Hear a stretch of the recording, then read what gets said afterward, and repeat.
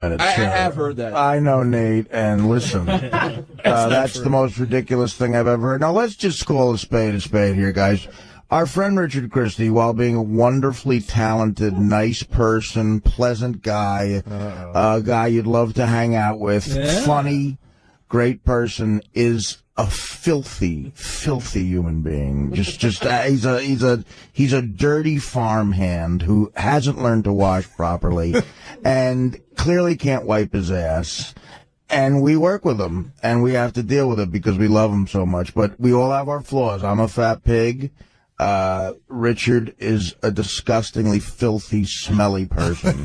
That's fine. He grew up on a farm, but, we deal with it because we love him and he's funny. So Can I rebut that, though? But hold on, Artie, you may get thin again. Can Richard ever learn to be clean? Yes, he can. If he hangs out with us city folk long enough, he can learn to get... He had to be reminded to wash his hands after he did that. How could that not be the most uppermost thing on your mind? Because there was so much boiling going your on. hands after that. There was a lot going on. There was a lot on my mind, and oh my God, I would think of nothing but washing my hands. And I just got us in trouble too because I think I took some of the Jamie Foxx buffet. Did you really? No one was allowed to take our buffet when we had ours. I took some mozzarella and tomato, and someone said, "That's for Jamie Foxx." But in my defense, Artie, though, like that straw was inside me. Like a guy can't clean inside them unless... Yeah, but the whole... Benji's saying you're dirty down there. Benji's saying, I don't know, they're shoving the thing up his ass in the opium den. I don't know what the Benji's talking about. But he says he's cleaner than you with that hairy fat ass he has. I don't think... Honestly, if there's a stench that prevalent, there probably is something wrong. You know what I mean? And if she's right there, ready to disembark... You know what I mean? It's like...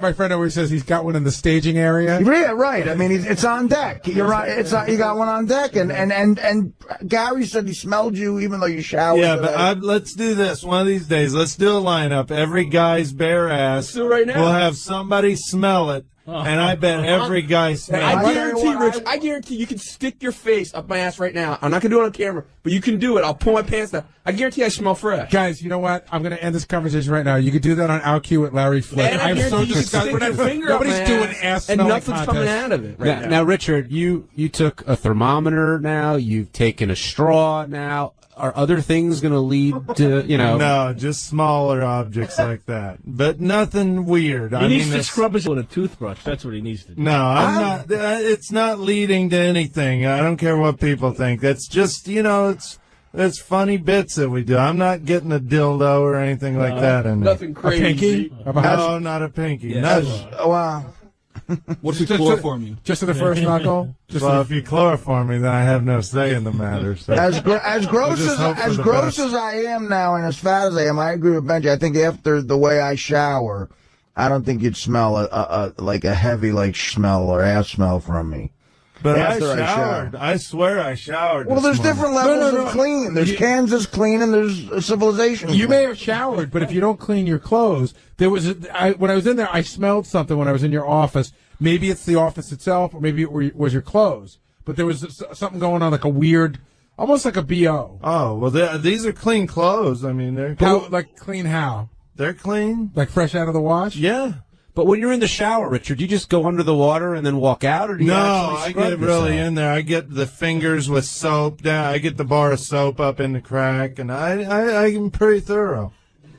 Then why do you stink? That's a good question. I'm curious. Are you using soap? do you back away from the shower and spread your cheeks so the water's fully flushed? Are you washing liquid ass? Robert in Washington, you're on the wrap-up show. Hey, how you guys doing? Good. Hey, listen, I got to tell you, I've been a fan of the show. So I live in Washington, been listening for 20-some years.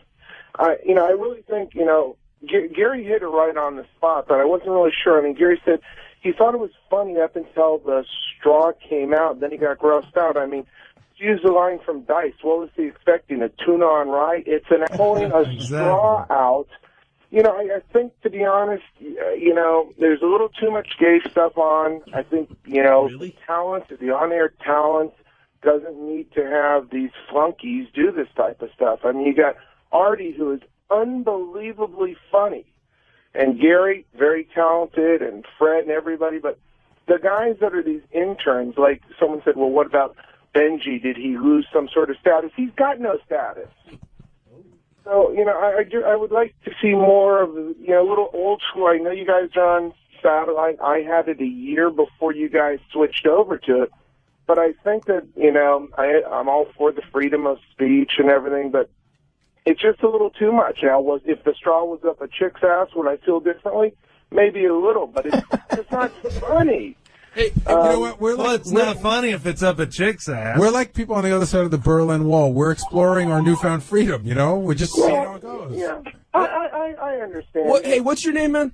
My name's Robert. And actually, I just want to say something. Artie, man, you got to lose some weight because we don't want your best career move for you to die or something. You know what I mean? No, I believe me. After Tiny's phone call today, it's a wake-up call. Man. Dude, you are so awesome. When are you going to be doing a live gig in Washington? Because you haven't been here in a while. D.C.? Yeah, Washington, D.C.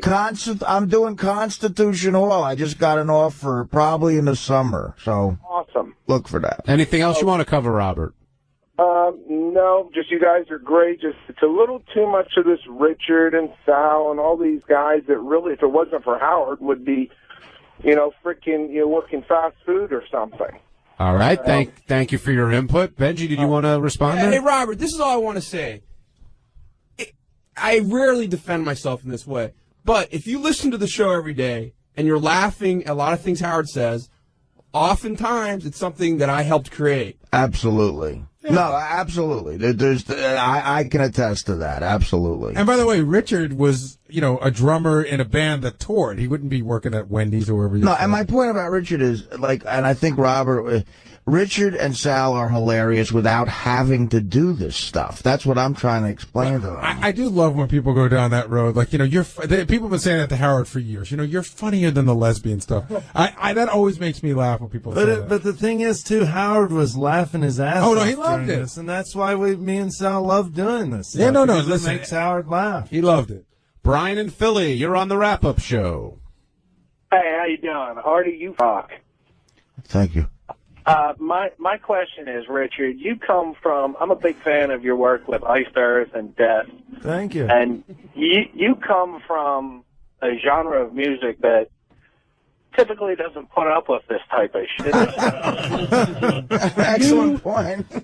I mean, do you still talk to John Schaefer or any of those guys? I still talk to all my old buddies. The funny thing is, I did all this stuff when I would go out on tour. I used to come out on stage in a thong and show my balls and play drums naked and do all kinds of. I used to play drums with my penis once in a while, and it was just fun. You do wacky stuff when you're on tour, and I believe that life's too short to take yourself seriously, and believe it or not, a lot of people in the metal scene have really good senses of humor, but, I think he was insinuating that they have a great sense of humor, but they might be a hair homophobic. Mm-hmm. No. I could see this if you were touring with, let's say, Judas Priest and Rob Halford. And we all know another word for homophobic is really cool. No, but I just wanted to say, I'm a huge fan of your drumming and all, but thank you. I couldn't go out to a Death show and watch a straw be shoved up your ass. Richard, I don't think that's going to happen at a metal That's show. certainly not the right place or time. Richard, I know you love what you do here, but do you miss touring? Like, do you miss that life on the road and playing in the band? do, but I have so much fun here that I don't miss it that much. But I used to love traveling and staying up all night, drinking and just seeing the country and seeing Europe and stuff. But this is my dream job, and this is, so much fun, and everybody's so cool here that I don't really miss it that much. Let's go to Frank in Tennessee. Hey, Frank, welcome to the wrap-up show. What's up, guys?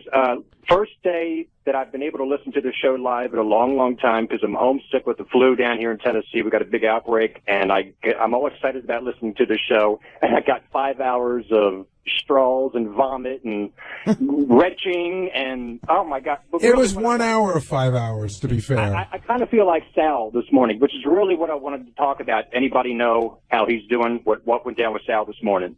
No, we'll check up on him. And Sal's gone to several other train stations in the area and threw up.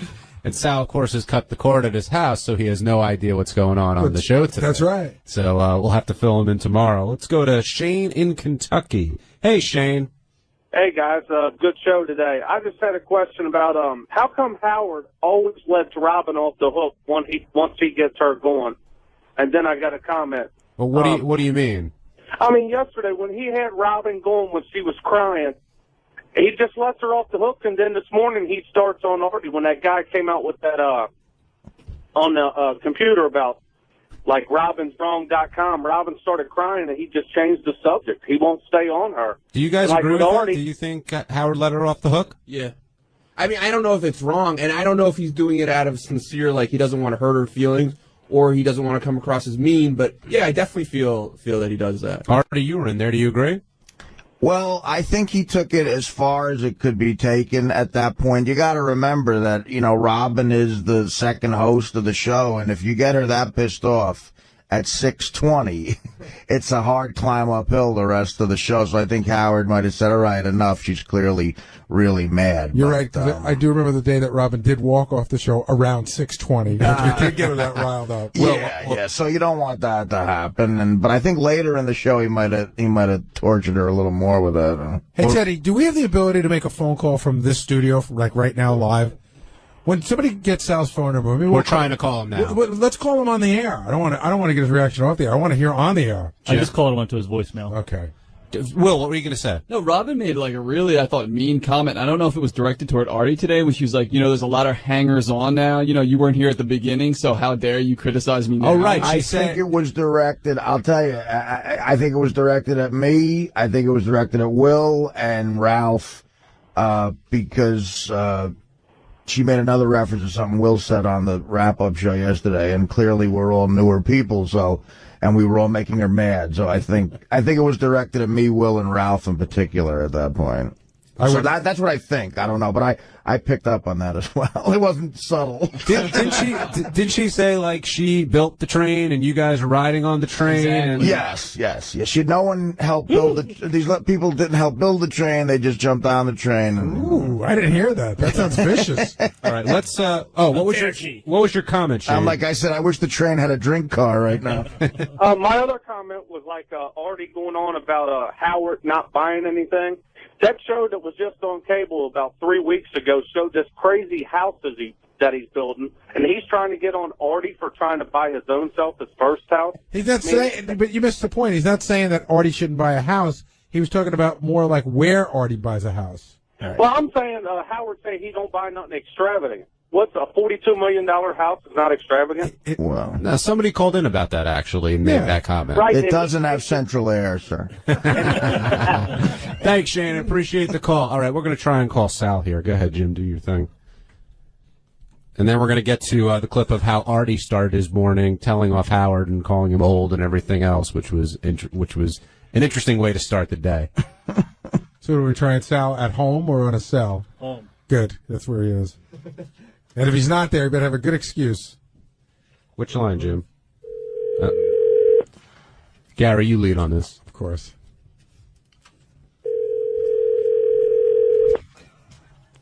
Hello? Hey, it's Gary. We're live on the air. Can I talk to Sal? He's actually sleeping. Oh, is he really sick? Yes. Christine, we're on the air. I just want to talk to you for 2 seconds. How sick is he? He's throwing up. Still?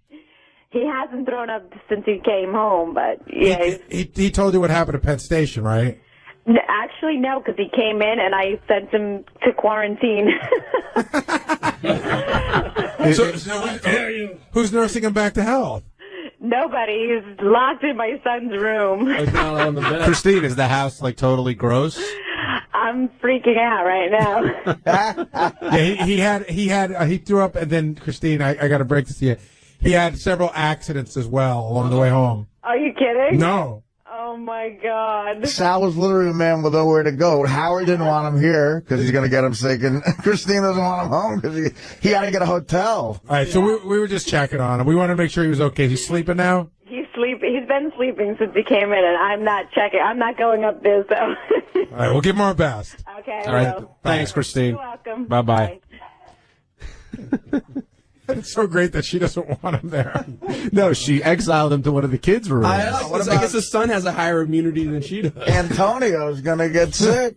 I wonder what he did with his underwear, if he threw them away at Penn Station or if he wore them home. Find out. You really? Find You out. think Sal threw those away? Come on. Something tells me we're going to be seeing those tomorrow. Yeah, they're going to be on Gary's head. They're going to be on eBay by Wednesday. Now, if you missed the beginning of the show, this is 3, Teddy. Here's Artie got a little upset when the show first started. Is your career goal to be a landlord? Honestly, Howard, I'm going to strangle you into Why? I don't want to. Can't talk to Artie. Why can't I ask you? No, because you sound like an annoying old. You sound like an annoying. You're annoying the out of me.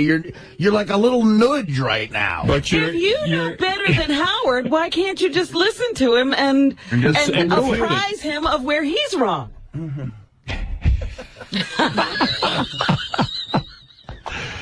Every morning from now on, I'm going to set one of you off. I decided. Now, Artie, what's that like? Because I wasn't watching what was going on, but listening, you sound clearly irritated. Right. And he seems thoroughly amused at your irritation, but it doesn't seem like he's backing off of you. They're making these comments based on nothing. They have no idea where I'm looking at a house, what my situation is. They've never been to my apartment now. I just say casually I might buy a house.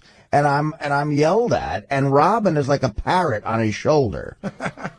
You know, why would you do this? Well, you're so wrong. You're being ridiculous. You're being dumb. I've got to watch up on you. You can't act at it. It's like, I mean, does any man like that? I mean, it's like when you're watching a football game and you want to take a bat to somebody's head.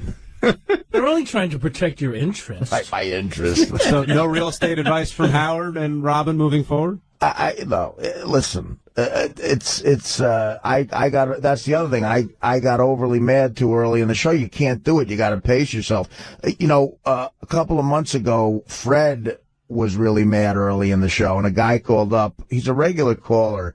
He had a great joke. He called up and said, 6:10 and Fred is already on the ropes. And, that's what I felt like, too. You get aggravated. You got to pace yourself, man. So I was able to sort of calm down and get back into a regular sort of mode because you got another 5 hours to do. But, I mean, it was funny. And Howard knows he's annoying me and it's funny, and that's it. So, but I was able to calm down, thank God. I'll tell you, that first 45 minutes of the show is a commonplace. It's almost like, you walk out into the ring and you don't have your gloves up and somebody hits you. You know what I mean? And I've seen a lot of people lose it that first hour because, first of all, Howard has plenty of time, to do whatever he wants. Yeah. People look at me and they feel I need advice. And there's something about me that lets people think they can just give me advice. And insulting things like, I can know somebody for 10 minutes and they'll go, you could lose some weight, right? Listen, I got an idea for you. And I've been, this is happening since I was in high school and I'm sick of it. So sometimes on the air, I start to lose it. And everybody always knows better, right? They have the solution. Oh, of course, yeah. Jerry in Jersey, you're on the wrap-up show. Yeah, I got a great place for Artie to look for a house. Right now you can probably get a crack den outside of the new Yankee Stadium. Cheap as hell. And, it'll triple in price when the new stadium goes up. That's right. Like that, the new stadium could be like the Freedom Tower. Randy in Tennessee, you're on the wrap-up show. Hey, guys. What's up, Randy? Big fan. Appreciate it. Hey, Artie. Yeah. Buy all the houses you want to buy, man. It's your money. You're working for it. Howard, come on. Buy all the houses you want. And I got another one for you. Did Sal say he had the runs? Yeah. That's when you needed the straw. No. You could have got Richard on one of those lumpy shakes. Don't give him any ideas, Isn't that a Randy. dice phrase? Hey, appreciate it, guys. Hang in there, man. Thank you. Thanks for the call. Where was he from? Tennessee. A lot of calls from Tennessee today. Hey, Ralph. Hey, now. Hey, I hadn't heard that. I didn't heard the replay, and I heard the whole thing with Robin and stuff. And boy, she was really upset. Yes. And I'm listening to that going, what show does she work on? It's like, it's weird. Everybody really has why was she upset over that? It seems silly. It's a funny website. I mean, Well, do you think do you think the seriously. website is what set her off, or was there something like something that Artie said yesterday? Okay, good. No, you go. You go. I'm saying, like, today, in other words, like, she was, I mean, Ralph's right. She was extra mad for some reason. And, like, while today I was able to somehow calm down, if Howard hadn't stopped getting in with her, she would have really went nuts, I think. Well, and right, so he stopped.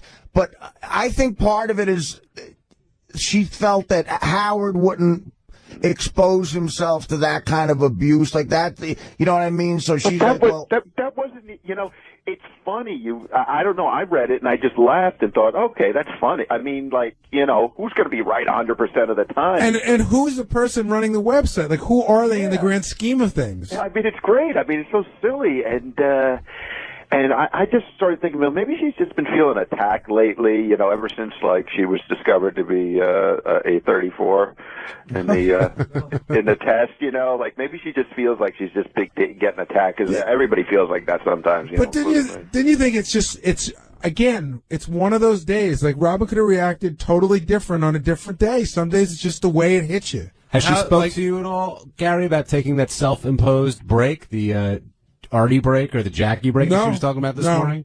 Sorry, First of all, I took 4 days to withdraw from heroin in 6 years. But okay, but hold I on. worked there 6 years. I took 4 days to get heroin out of my body. I'm sorry. But wait a second. You couldn't have done that at work, Artie? Hold on a second. Actually, Ralph, if I did it at work, it would have been way more amusing. I understand. Artie, in all fairness, you took those 6 days.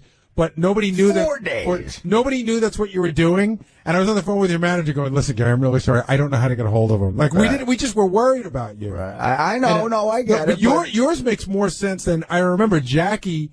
I'm not lumped in with Jackie. Would do it because he's not happy with his contract. Jackie used to I call was withdrawing from heroin. He used to call them mental health days, which was like retarded. Like, this is not a factory. You know what I mean? I would need a never mental health day. I would never do something like that. But would you ever Artie? Would you ever walk out if it got to be too heavy, like this morning? Well, who could say? It depends on the subject. Who knows? I mean, this morning didn't even come close to that. Right. If Artie's awake or not. Right, and I'm sleeping most of the time anyway. Howard and I are the only ones who have never actually left the show. Fred has physically left the show. Robin has left the show, and Jackie left the show. I've never walked out of the studio. Well, Fred and Jackie actually left the building. Yeah. Robin locked herself in her newsroom for about a half an hour.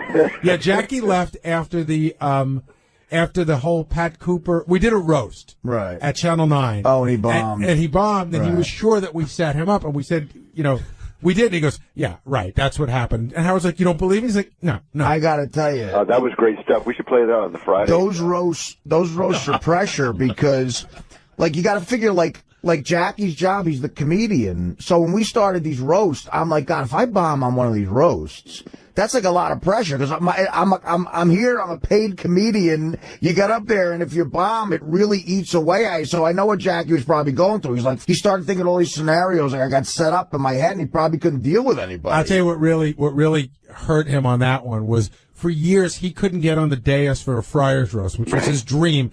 And he couldn't get on the dais, and Jackie was convinced someone had told him that the guy that puts people on the roast hates Howard.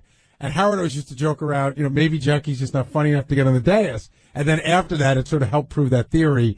I don't know. I mean, Jackie is a funny guy, but it was just sort of like Jackie just bombed. I mean, yeah, but everything's a conspiracy theory. You know, you can't get on the roast because of Howard. And you know what? And I'm not patting myself on the back, but I was funnier on that roast. And that was what made it even more brutal. Like, people who weren't funny were funny. And as a comic, Gary, I'm telling you, like, if like you or somebody from the back office who's not a comedian does well, and as a comic, I went up and I bombed, I would have been in the same head Jackie was. You get like that. You just, it's very, it hurts what you do for a living in a way. And, would you have been mad that you bombed, or would you have thought that Jackie's whole thing was that it was a conspiracy. Right. I would have been mad that I bombed, and if called on it, you never know. Like, you get all these scenarios in your head, like, oh, it's your guy's fault. Like, you get defensive and walk out. Artie, I have a question for you. When you heard that wheezing played back at the end of the show, how did that make you feel? You were shocked.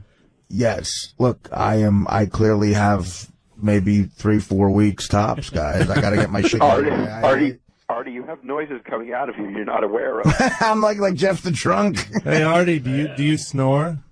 I don't know. I'm told I do. Well, would you mind putting a recorder beside your bed like tonight and recording yourself? All right, I don't have a recorder. I'll give you one. Oh my God, that'd be great. Now, Artie, you've been to I'll buy a new one. You've been to AA, right? Well, yeah. You've been to AA, right? Yes. Is it gay to go to OA? Would you ever go to OA? What's OA? OA is a real thing. It's Overeaters Anonymous. Oh, which is a real thing. I'm not going to go to OA.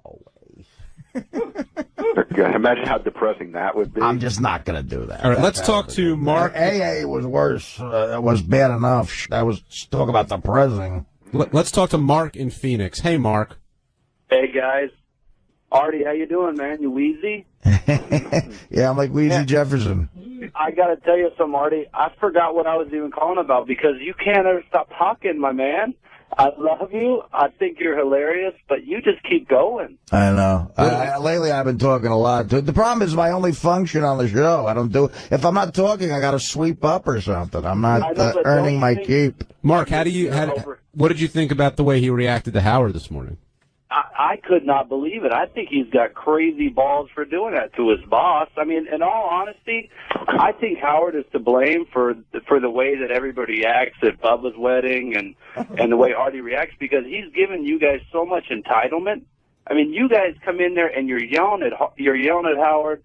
Ronnie's telling fans to go for themselves. That never used to be that way. It's not an entitlement thing. Well, hey, Artie, do you feel like a little bit safer to do something like that since the status you have achieved at this point?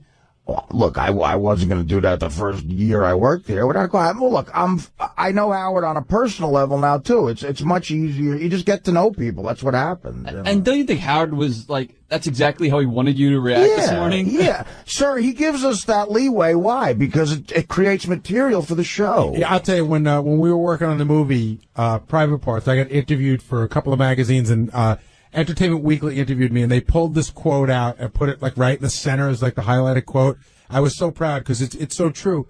Howard loves to push buttons, and Howard doesn't want you to act mad. This isn't like WPLJ where we go, I'll yell at you and you act mad. Howard doesn't want you to act mad. Howard wants you to be mad, and he can get you mad, and he loves to get you mad. It's reality. When he gets you pissed off for real, he doesn't want to pretend you're pissed off. All right, we're going to take a quick break. When we come back, a little bit about Beetlejuice and what was wrong with Beetle today. Plus, that made me really sad. I think everybody got real bummed about that. And also, we got to talk about the Gary Garver interviews, the phone call with. You're listening to the Wrap-Up Show with John Hein and Gary Dell'Abate. Call in 888-STERN-100. That's 888-STERN-100. The Wrap-Up Show exclusively on Howard 100 and Howard 101. Just in time for the new year, America's favorite home gym is having a fitness sale. Now you can have the Bowflex home gym you've always dreamed of for $0 down and as little as $14 a month. And there's more. For a limited time only, get your Bowflex home gym shipped to you absolutely free. That's right, $0 down, monthly payments as low as $14, and free shipping too. Choose one of our best-selling Bowflex home gyms, and for a limited time, get started for $0 down, payments as low as $14 a month, and free shipping. Call 1-800-654-FLEX for complete details. There's never been a better time or a better deal. Go to buybowflex.com or call 1-800-654-FLEX while this special offer lasts. That's 1-800-654-FLEX. On approved Bowflex credit card purchases, monthly payment is 1.5% of the purchase plus any late fees. The number of months you pay and total amount of minimum monthly payments depends on additional purchase and account balances. Call for details. Are you an entrepreneur? Make your small business sound bigger and more professional with GodVmail's virtual phone service. Starting at only $9.95 a month, GodVmail works just like a large company phone system, but is designed specifically for small and home-based businesses. There's no hardware to purchase or install. GodVmail works with any existing phone, home, office, or cell. Features include an auto-attended, multiple extensions for employees, voicemails to MP3, and much more. Sign up today at soundlikeabigcompany.com. That's soundlikeabigcompany.com. I hate Steven Singer. Did I tell you that? What? I hate Steven Singer. You heard me. I don't want to go on the air with bad about anybody. But I hate Steven Singer. That's exactly what you're doing, Gary. Well, Steven Singer is considered to be one of the best jewelers in the country. I just got my wife a piece of diamond jewelry for Christmas. Will Murray over here, Will Murray just got an engagement ring from Steven. I really hate Steven Singer. You have a right to. And even Booker got an engagement ring from Steven over the holidays. People say it's the best diamond store in the country, and he makes it so decent.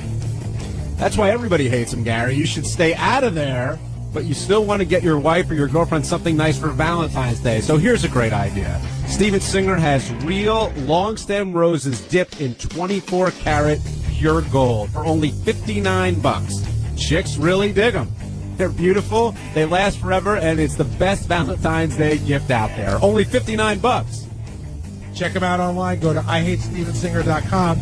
That's IHateStevenSinger.com and look for Gary Dell'Abate, Baba Booey, in his first serious Philadelphia appearance.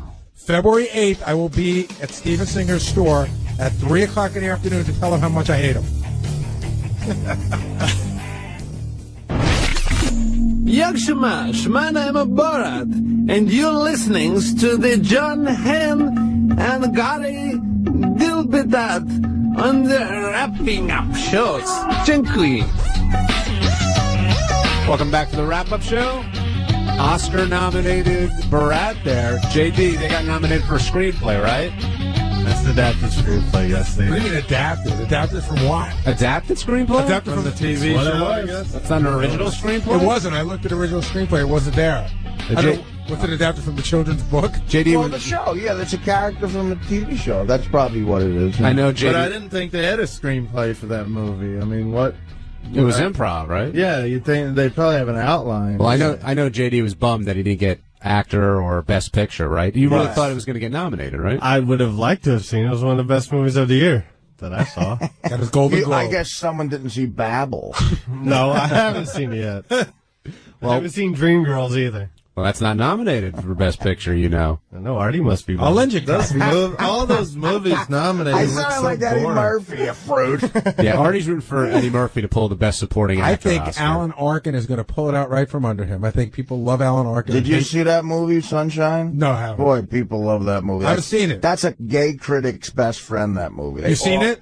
No, but I'm saying, like, when you read what critics write about that, because they're all, like, these closet fags, probably. And some of them aren't even in the closet anymore. Right, I mean, so they're all like, oh, what a fantastic, such smart comedy. You know, it's like, there's some fruit behind I don't know what's going on with that movie, but every day in the office, I hear Steve the intern and Will arguing over that movie. They argue over it every day about how good it is and whether it's good and the ending and everything. I feel like I know the movie. It's a good movie. Yeah, it is good. I think it's funny, but Will's saying it's not that big of a deal, and Steve thinks that it's, a great film. Oscar worthy?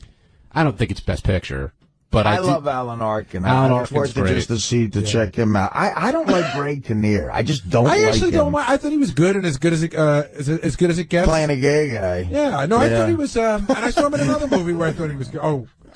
I'm saying, Now, Artie, were you expecting a call? Stay on that side of the track. Were you expecting a call from the coast this morning with Beer League and any possibilities there? Beer League, is that eligible for this year's Oscars? I mean, it was released before Christmas. Technically. That reminds me, you talk about award shows. When I was on the Norm show, this is another classic, my manager, Peter Moman, you have to submit, like when you're a regular on a TV show, you have to pick one episode that you thought you were good in and submit it. It's a $500 cost to submit your episode to the Emmy, the Academy.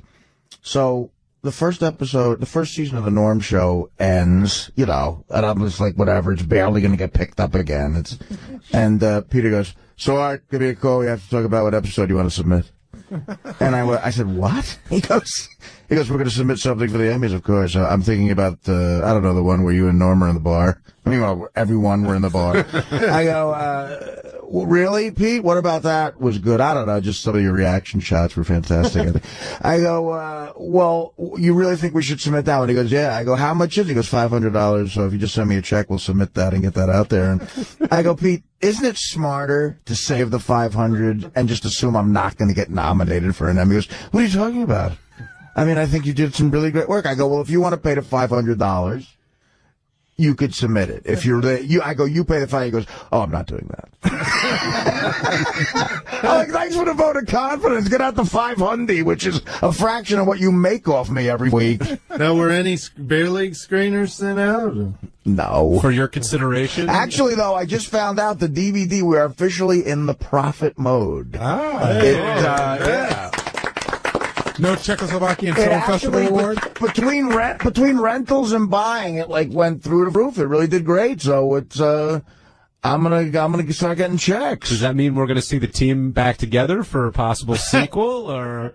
No, that means you're going to see me getting the house that Howard doesn't want me to get. You know what? You know who? I just realized I had to call the pizza delivery guy this weekend, and he was just, trying to give him my order, and he was talking about how that was maybe the funniest movie he's ever seen. Really? Yes. Yeah, no, a lot of people like it, but some critics don't like it who like Little Miss Sunshine. I wonder what they got going on. Artie, they didn't like the topless scene with the chicks who were topless. I don't like that scene. Artie was also happy that Kelly Leak got that nomination as well. Yeah, Kelly Leak from the Bad News Bears is back. Yeah. He should have got an Oscar nomination for that. Dude, you should. Have you read his story? I'll get you an article on him. He was sitting around for 20 years. Yeah, I saw a brief, waiting for his phone to ring. Right, a brief thing on him where he was really down and out, and he looks odd now because he's got the shaved head and. But he was like a kid star. He was actually a very good kid actor, even as a little kid. Right, and he had a whole string of movies, and then. I don't know. People just forgot he was around, and then he got a call. He thought it was a joke. And he was in all three. He was in Bad News Bears Go to Japan. But you know what? He's also so he probably cashed in. He's also in one of my favorite movies of all time. He's in Breaking Away. He's great in Breaking Away. Great in that movie. And losing it. Yeah. You're right. He had a string. He had like shit going on. That guy, and Artie, great scene when he goes in to pick up the ballerina in Bad News Bears. Oh yeah. I'm hitting 860 for the Bears. You like baseball? And Tatum O'Neal goes over to Tanner. Get out of here! I will kill you! With Engelberg eating his Kentucky Fried Chicken in the background. Engel puke. I'm okay, Engel Crud. Go back to your bed. Raul in Queens, welcome to the wrap-up show.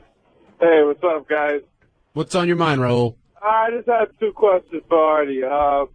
One is, when he's yelling back at Howard, does he ever feel he got to hold himself back? Like today, he called him an oaf. Does he ever hold back a little bit? Because it sounds like he wants to go off even harder, but he doesn't. No, first of all, again, it's like familiarity breeds contempt sometimes. When you get to know people better, even if you're best friends with them, you feel more comfortable going back and forth. And on the air, I certainly feel more comfortable on the show. And that's to Howard's credit. He makes me feel comfortable, and he allows me to have honest reactions. So, no, I didn't feel like I had to say anything more. I was actually pissed that I said what I did. But 6 years into this now, Howard's made me feel so at home that he's able to get honest reactions like that out of me on the air, and I think it works. But I didn't feel like I had to say anything else to him. What's your other question, Raul? No, I just had another question. I noticed I've been watching Howard TV, and Artie's always wearing these Continental Airline T-shirts, like they get on. Artie, tell the story, please. Please tell the story about what happened. This is classic me. I have outgrown all my shirts, basically, and I go down at, there's, about 2 months ago, I'm walking through Newark Airport, and a guy runs up to me, this great guy, John. He goes, Artie, I'm a big fan of the show. He goes, can I help you get to your gate on time? Blah, blah. I go, yeah, that'd be great. So, I'm flying down to Tampa, and he knows that I'm going through Newark Airport. And he rushes up to me before Tampa, and I threw a bunch of shirts in my bag, and my gut is hanging out of my shirt, as it always has at the gate. He goes, listen, I got you some shirts. I've been watching the show. And he did his homework. He got not double X, triple X, which is what I need now. 6 double X and all triple X and all different colors Continental shirts. I get down to Tampa, and I figure out, it's another bag to carry. I don't really want these shirts. Sure enough, nothing fits me in Tampa, and I have to go to the Continental shirts. Thank God he gave me those shirts. He saved my life. I wore them all weekend, and now it's nothing. That's all I wear. Artie shows up to Howard's dinner. He's wearing like some black pants, and he's wearing like a jacket and a black T-shirt. And he tells me that whole story. Then he pulls, the side of the jacket over, and you see the big Continental logo. He goes, "Thank God for this guy. I had nothing to wear tonight." And yeah, right. The guy saved my life. Now I have 7 Continental shirts in different colors.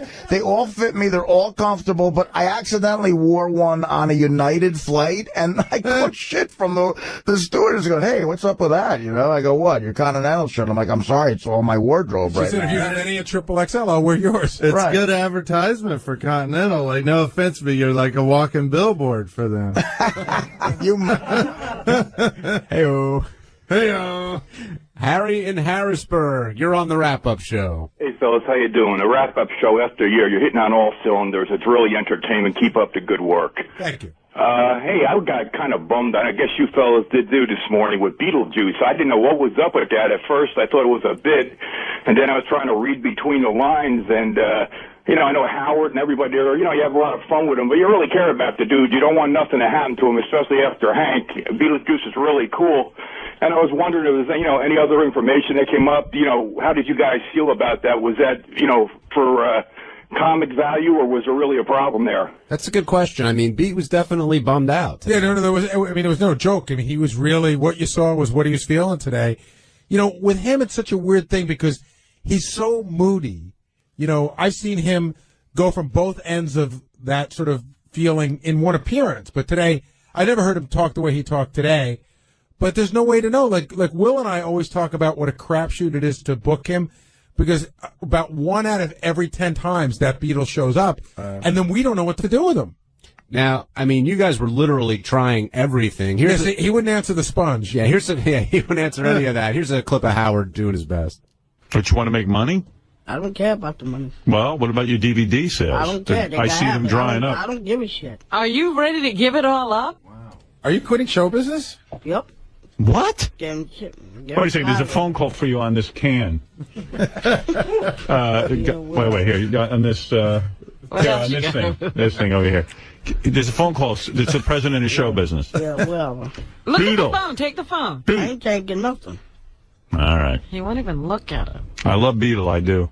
He wanted no part of it. You know what we should do? We should just let Beetle live in the green room for like a week, and when he's in a good mood, just bring him in. Yeah, you take care of him. Yeah. It's one of those weird things that you can't even like, you can't reason with him. You can't threaten him. You can't sweet talk him. There's no getting to him. Like nothing rational works. Right. You want to say like Beetle, if you don't perk up, you're never going to sell any DVDs. I don't give a shit. He was way. I never heard him threaten suicide. No, me before. neither. Yeah, so I was going to say, the second he said he's thinking about harming himself, Howard immediately was like, "Yeah, we got to take care of this." And it was weird because I wasn't sure that he had the capacity for that thought. Yeah, you know what I mean? I didn't think that thought process was part of his makeup. Yeah, because I know not to be disrespectful, but in the animal kingdom, do animals ever try to kill themselves? I know, lemmings supposedly, exactly. but I don't even know if they're really thinking, "Hey, my life's bad. I'm gonna jump off a cliff." It's like he was deeper today than he's ever been. We've never had that. This is a guy who can't spell red. Now, everyone feels really bad, but how far would anyone go to do something for him?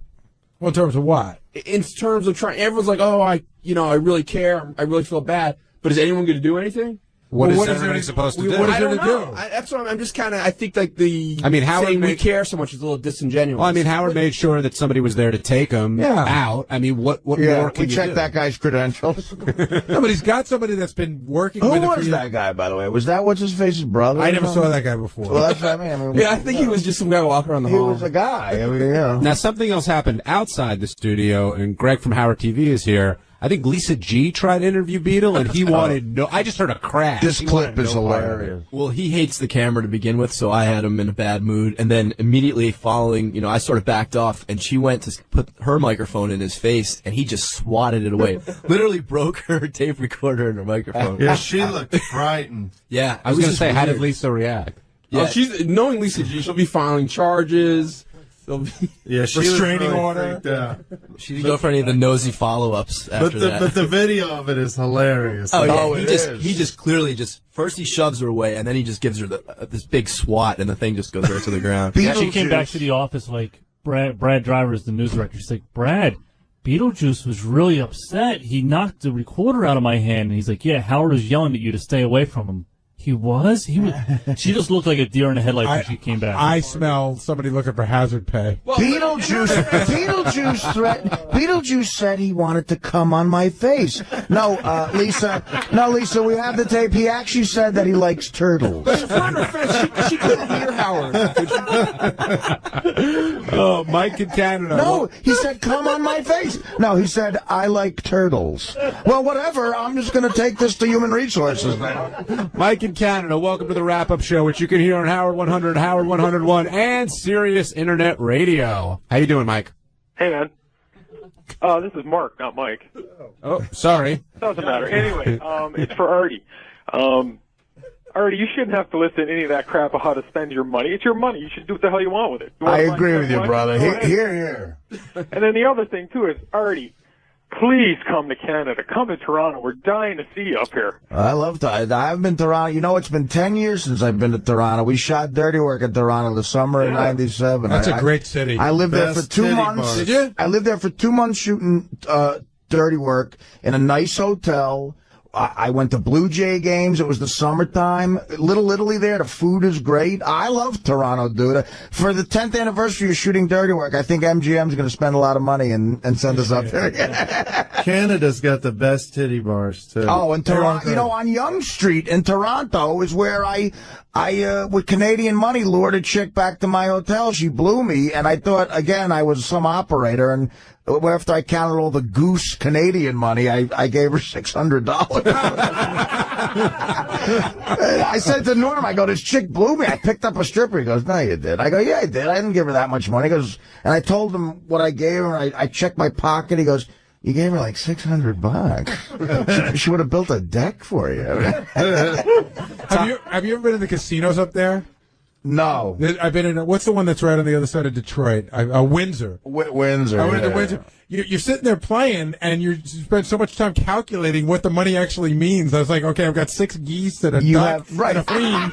You have no respect for the money. Exactly. It's like there's no president, no regal thing. It's like it's a goose and a duck, and it's green and yellow. I'm literally going, I have $200 Canadian money. That's at the current exchange rate. I think I've got $159.80. You know, you don't know what you have. The per diem, you get per diem for the film, and it was all in Canadian money. And the first night there, I won $2,000 off Norm playing 9-ball in a pool hall, and he paid me in Canadian money. I needed a wheelbarrow for the thing, and then I had to convert it, which was a huge pain in the ass. Let's go to Tommy in New York. Hey, Tommy. Hey, how you doing? Yeah, I just want to talk about Beetle for a sec. Sure. I think he's cracking from the pressure of the business. You know, I mean, you guys get paid a lot of money for what you do, and you know, I work in the TV industry, and it's a stress. And part of what makes it easier is getting paid well. And I don't think Beetle's getting. Beetle is under no stress, my friend. Beetle doesn't know what stress is. I mean, he might be upset because there are some things that he's used to in his daily routine that are changing. But I don't believe Beetle's stressed out by the business. Okay. And what do you do in the business? I'm an editor. I work, post-production, TV production. Good. Cool. Thanks for calling. One other question. I got a question for Richard. Uh-huh. Richard, my name, my screen name is Black Cookie Puss, and I sent in to you some Bowie songs. Yeah, I remember those, yeah. Did you, by any chance, play them for Gary, or were they just no good for the show? I think I did play a few of them. We got a few on deck that we're probably going to play in the next Jamie 2 days. Foxx is in the house. Hey. All right, later, guys. Wrap-up show guest Jamie Foxx. Think we can lure him out of that press conference that's happening How next great door? would it be if we had him on twice on the wrap-up show? Howard's yet to get him here. All right, let's make an effort to get Jamie Foxx, Jim. JD, press M. Come on, be a legend. Moon the Jamie Foxx press conference. That's Richard Christie's deal. That'd be great. Aren't you JD from the AVN Awards? Yeah, I just stood up there with Carrot Top. Let's go to Bob in Easton, Pennsylvania. Hey, Bob, welcome to the wrap-up show. Bob, you there? Bob is gone. Too bad. I wanted to ask about the Larry Holmes Museum. And the Crayola Factory. You ever been to Easton, Pennsylvania? That's a depressing town. Yes, it is. Ooh. Josh in Kentucky, welcome to the wrap-up show. Hey now. Hey now. Richard, why aren't you going to be in Louisville at the Headliners gig? I don't know. You know, a few of these gigs are kind of smaller gigs, and they don't put as many people on them. Are you getting too big for some of the shows? No, I just, you know, some of the towns, they have different people on, and that was one that I happened not to be on. If Beetlejuice dies before that gig, can I get my money back? Because I don't give a shit about seeing Bob Levy or Shuley. You have to take that up with Ticketmaster. Yes, sir, you can get your money back. All right, thanks for the call there in Kentucky. I think we just got some tape of Beetle and Lisa G. Can you pop it in there, Teddy? You betcha. I've been on the show. I'm a reporter for the...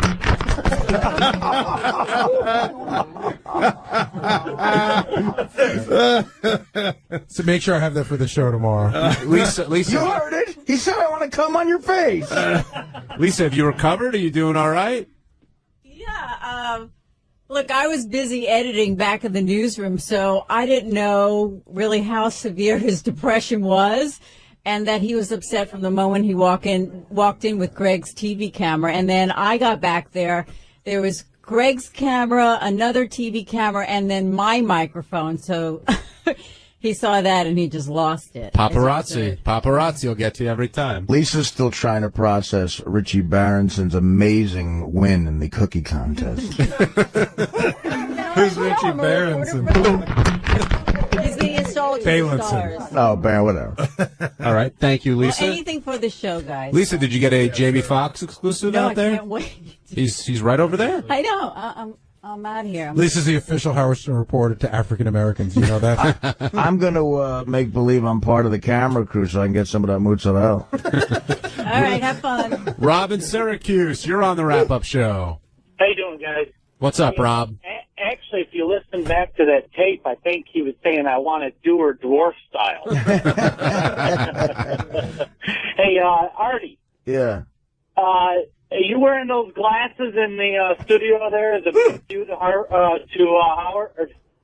I'm wearing them right now, and I figured since Howard does it, he looks better on the TV than I do. I figured I'd go for it. You know, I kind of figured with all the shit he was giving you, it was kind of look what kind of a dork you look like wearing them. I'm going to wear them too. No, Howard actually pulls it off. I think, I don't know. I look like Fat Elvis right now, and there's no getting around They really are borderline TCB glasses. But I'll tell you what, I like these. I must have no taste because I love these $9 glasses. I do.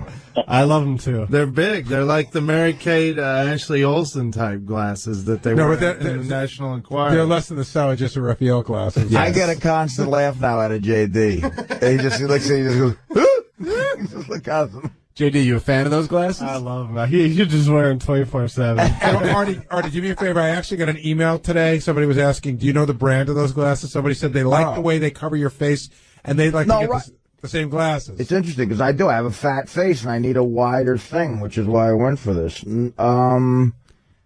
No, I don't. Where'd you get them, by the way? In Tampa, in the gift shop. Oh yeah, right. That where I got the fruity, the continental, the fruity bathing suit. Lou in Alabama, welcome to the wrap-up show. Hey, what's up, man? Long-time fan, Artie. I've been a fan of yours for years, man. And I actually wanted to talk to you guys about something that y'all were talked about yesterday. I really enjoyed the show, how all you guys were talking about music and guitar solos and stuff. And Artie and Fred, I think, mentioned a couple, like, to me, obscure, like, guitar players and stuff like that. And I was wondering, you guys ever thought about, like, maybe putting together, like, the Artie list, the Baba Booey list, you know, like, music that we could kind of get our hands on ourselves that, you know, introduce us to, you know, that we might otherwise not know about. We barely got Howard to do the actual list of people you've heard of. You mean like obscure? Like, I don't know. I don't know if I mentioned that. I mean, Fred and Gary would probably have better knowledge. Like Yngwie Malmsteen. You know what I mean? Like, hey, he rules. Like you said, like Artie was like saying, like, well, I would put this on the list, or I would think this is great. You know, that kind of thing. Well, Molly Hatchet and the Outlaws are two Southern rock bands that I love. Do you actually know Molly Hatchet's guitar player's name? I'm just curious. No. I just be curious. I know. I just know Danny Joe Brown. Yeah. And I hate to show your Cheerios a little bit more today, Artie, but I picked up that Artie Lang's beer league or whatever. How much airbrushing did they have to do on you on the cover of that, man? I know, dude. Well, actually, I was thinner back then, but hey, what do you want? They all do it in Hollywood, I'm telling you. Hey, man, you know, the hell with everybody. You do what you want. I'm a paisan. You know, you eat, you screw, you do drugs. Do whatever the hell you want to do because it makes you great. And spend your money and just be great, man. Hell with everybody. Thanks, buddy. Thanks for the call, Lou. I'm gonna be great. Let's go to Jim over in Harrisburg. Hey, Jim. Hey, how you doing? How you guys doing today? We're doing all right. What's on your mind? Well, I heard Robin a while back bought a house or apartment with a swimming pool, and she couldn't swim, about to drown. Right. So how could she say something about Artie buying a house when she bought one same swim with pool? That's an interesting point. She did it. She bought a house, and the first summer she was in there, she had one of those mats that float. You know, when you see people laying on their back with a drink in it, and she would use that to swim across the pool, and it got away from her. Yeah. She said she went down. This is crazy because really, Robin could have drowned. No kidding around. And she went down. She got up once. She went down a second time. And she said, out of the corner of her eye, she saw the sparkling metal of the steps. Right. And she was able to grab onto that, but she said she almost drowned. I love how this guy makes a point, though. I love how Howard thinks me buying my first home is a waste of money, but him buying Robin her 9th car was perfectly fine. Mike and Philly, you're on the wrap-up show. Hey, guys, what's going on? Huge fan of the show. I wanted to say a couple things. Real quick, hey, Artie, we just got our tickets for the Luxor and for the Borgata to see your show. So, oh, you're a good man. I owe you one. That's right. We'll do a shot at Jackless. We'll call it even. You got it. All right, man. Yo, Gary, did you forget Sal's wife's name when you called her? No, it's Christine. I know, because it sounded like you were like, hey, this is, No, you know what? You know what? I was a little bit nervous because I assumed Sal was going to pick up, and when you have somebody, you can't put them on the air without letting them know. So I wanted to let her know right away we were on the air. That's why I was fumbling a little bit. Oh, that's cool. I got you. Now, one more thing. I'll let you guys. I have a boss, kind of like Artie was saying. Once you get to know a boss for a while, right. I can say whatever I want to him, and it's interesting, and it's pretty cool because I work real well with him. I tell him to go for himself, do whatever I want, and it's cool because, like Artie said, you get to, and we never get to see that side of Howard because we only see him as like from the fan stand, we don't get to see him as like, the boss. You know what I mean? Does that make any sense? To Howard's credit, ever since I started working here, he's like, Art, don't look at me as a boss. Don't look at me as a celebrity. It's hard to do when a guy's like your hero, like he was to me, but I finally got over that. And I think Howard likes the genuine reaction way better. I think, I've become friends with everybody here, and I'm happy to be their friend. It's a great bunch of people, and it makes on air way easier for me, definitely. Anthony in Fort Lauderdale, you're on the wrap-up show. Hey, guys, what's happening? Long-time listener. Love your Rough Serious. I just got a choice. I got a brand-new company call. I'm a sales rep, and my boss gave me a choice, either satellite radio or GPS. I took the satellite radio, and I love it. That's a big choice. Thank you. Yeah, you can figure out where you're going. That's all right. Yeah, it was great. I can always figure out where I'm going. And Artie, I just bought a house, dumped a ton of money into it, and it's all worth it. So if you really want it, go for it. Because let me tell you, it's looking great. Well, Eddie Murphy at Bubble Hill, I'm going to, seriously, if I get a house, I'm getting a big plaque, Trouble Hill. That's it, buddy. Nothing but whores. Gary, what did you think of the Gary Garver interview with Pesci today? I loved it. First of all, you guys should know that I cut that down from 7 minutes and 20 seconds to a little bit over 3 minutes. So it was a very long interview. Joe Pesci, I would love to play it somewhere. Like, it just wasn't right for our show. I would love to play it somewhere. But Joe Pesci went into this really interesting thing when Gary Garver asked him if he ever used the N-word. And Pesci went into this whole thing about not only has he never used it, but he hates when people use derogatory words for Italians. Like, and at one point he wouldn't even say the words, and finally he admitted that he doesn't like the word guinea or dago, that offends him, and he thinks it's wrong to use those words. And he was just loving hanging around talking to Gary. I love that Gary Garver goes up to him, and you literally feel like you're talking to the guy from Goodfellas. Yeah, that's great. The interview was great. And it's good for actors to be like him, too. Like, he's so cool. You want to go and support him. And, as a Stern fan, I always love actors that are willing to talk like that. And like Sharon Stone is so uptight. I would never go see one of her movies because she just turns me off from those interviews. I agree. After that interview, I'm going to go buy The Super on DVD. I don't know. Gone fishing. I don't know what Pesci's financial state is, but he really appears to be one of those guys. Oh, that he's rich. Has made his money. And is just having a great life and just, doesn't need to really put up any sort of a weird front. He is who he is. The Lethal Weapon movies alone, he probably had a few million put away. And Home Alone, there you go. He was in all those, and he just made movie after movie forever. The thrill of my life was I went with Howard to one of those MTV parties early on. It was at Ruby Foo's up on the Upper West Side.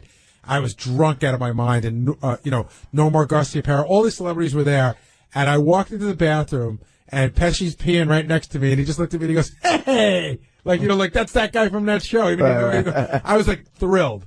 We have an angry caller from Easton, Pennsylvania. Richard, you're on the wrap-up show. Artie said it sucked. I just said Larry Holmes was from there. Why are you saying it sucks? I opened up for Norm Macdonald in probably summer of '98 at some theater right in downtown Easton, Pennsylvania. Do you know what I'm talking about? Like a 1,500-seat theater? Yes. And, it was nighttime and driving through, I don't know, maybe we're in the bad part of town. It didn't seem... It's a big college town. There's a lot of partying going on. I thought it was Lehigh, Lafayette. I thought it was like an industrial town. Yeah. Oh, you got some big schools here, Lehigh and Lafayette. But aside from the schools, what's the big thing for Easton? Allentown? The Easton Assassin. Right. Crayola Factory. Come on, you all brought your kids here to Easton to see the Crayola Factory? I drove past it on my way to Sesame Place. Was Dixie there from the Dixie Cup? Like, did that used to be there, that factory? That's correct. A guy was able That's to about score... 5 minutes from my office. Right outside the theater, though, a guy was able to score me some hash. That could be true down there. It is a bad neighborhood, just like. No, that's look, a good neighborhood. What's wrong with the Capitol Theater down in Passaic? It had a bad neighborhood too. Oh, did anybody ever see something at the Capitol Theater in Passaic? I haven't, but I know Springsteen did a big show there. He did. I saw Rodney Dangerfield there. Thank you. Hey, look who's coming to join us. Thanks for the call, Richard. It's Jamie Foxx. Jamie Foxx. Welcome back, Jamie. How you doing? Back. I'm up. So you got your own channel? Yeah, man. And what are you going to do on it? Go crazy. Absolutely go crazy, man. I you know what? It's like we sit up at the crib. I got a little studio at my house where I can tell you this before I do my little records, but we have like every comic in the world that comes in my house. It's like a comic, like, how would you say it? Like a group home or whatever like that. But all of the ideas that we've had for like the past, 10, 15 years, the stuff that didn't get on in Living Color, the stuff that they wouldn't let you do, on TV. Now we're going to create like this radio, like theater, you know what I'm saying? Where all of the guys that I run into from like, the guys that writing, jokes for MTV or writing jokes for wherever we go, now we get a chance to just really like wild out. And going to be guys doing stand-up too? It's really limitless. You know what I'm saying? It's like, I've had, like one day I had Little Kim in my house. And I have this actually, I had Little Kim in my house, and I would ask her questions about politics, about something that has nothing to do with what she does. And okay, well, let me tell you what the hell is going on. And you get that, or you'll get like, I will have people at my house and talk about things that they don't, that they don't normally, you wouldn't normally think that they would know anything about or whatever. So things like that, getting people to just come on, with all the different friends that I got now after the Oscars. Come holler at me, all them friends. Come on, since you sucking up to me. Why don't you come over here and work a little bit and that type of thing. So it's gonna be a ball, man. Who's somebody that I might hear on the channel that I would never expect to hear? I don't know. It's just everybody. I'm literally gonna have it cracking everywhere I go. You know what I'm saying? Because I'm gonna have my little, microphone with me and everything. So anybody, man, and I want to see Eddie wild out a little bit. Eddie Murphy, because we was at the Golden Globe. I'm waiting for Eddie to just bust loose and give me something. You know what I'm saying? So I just want to, because like when I see like my comedian legends, they kind of cleaned up now. They kind of, got the nice house and behind the walls. What's going on behind them walls? Let's see what's going on. So all of those people, man, I'm gonna hit them up. I think Eddie spent a very long time trying to make sure that you don't know what goes on behind those walls. Well, we're going to find out with everything and everybody, man. So it's just, this is it. This is the hot. And it's serious. You could say whatever you want. Anything you want to say, man. And that's what's good for us because, like I said, the censorship as a comedian, or as a guy that just wants to, to just get out there and just do it, it's tough. So now we got a chance to just let go.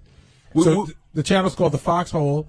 Channel 106. Yeah. And it debuts this spring. Yeah. Go hard or go home. What's up, Benji? No, will you guys be doing the straw in the ass, blowing the air into the straw in the ass bit? The what now? He doesn't know. Jamie, I do have to ask you a question because I'm curious about it. The whole ignore I him. guess not. The whole Michael Richards N-word thing. Yeah. Will the N-word be banned from your channel? No, not at all. I need that word. I mean, and because it's a cultural thing, it's like, I would tell people, like, even in my set, I said, don't let Kramer mess up something good for us, man. It's like, he was just bad. He was just bad at what he was doing. You know what I'm saying? And for a lot of people, they was trying to come shut the comics down. You can't say the N-word. I need that word to describe certain things. So we're gonna talk about all that on our show. Ain't nothing, it ain't nothing that you can't do on our show. Jamie, any message for Howard or Robin? Because I know they're listening. Come right now. holler at me, man. I'll come down and hang out with y'all. Come holler at me a little bit, man. And let's really go nuts. Because we're going to go hard. It's going to be tough. They're going to be like, man, Jay, what are you doing over there? We got to get Robin over to Jamie's house and let's hear tape of that. Huh? Yeah. At the house can get her on the I'm telling you, man. Well, good luck with the channel. Thanks, Thank man. you for stopping I'm by. going to come holler at you anytime, man. Holler at your boy, man. Thank you. Thanks, Jamie. That's the Foxhole on Sirius 106 coming this spring. Jamie going next door to do his press thing. Thanks, Jamie. Next. That's silly. You're doing the spray tan. Yeah, it's all I normal. understand that, losing weight and wanting to look better for your woman. Yeah, I think I have been. And then Totally this came out like in a weird way, so I feel bad about it. See you later. But are you fearful that you're going to do other things now? No, this is like I just didn't have a chance to wash it off. Man, did you drop this? That's a nice beard. Yeah. No, dude. That's a nice beard. Looks like he fell asleep. Oh, he's combing his hair. He won't face the camera for his interview. Oh my God. Just get interviewed. We'll see you. Thank you.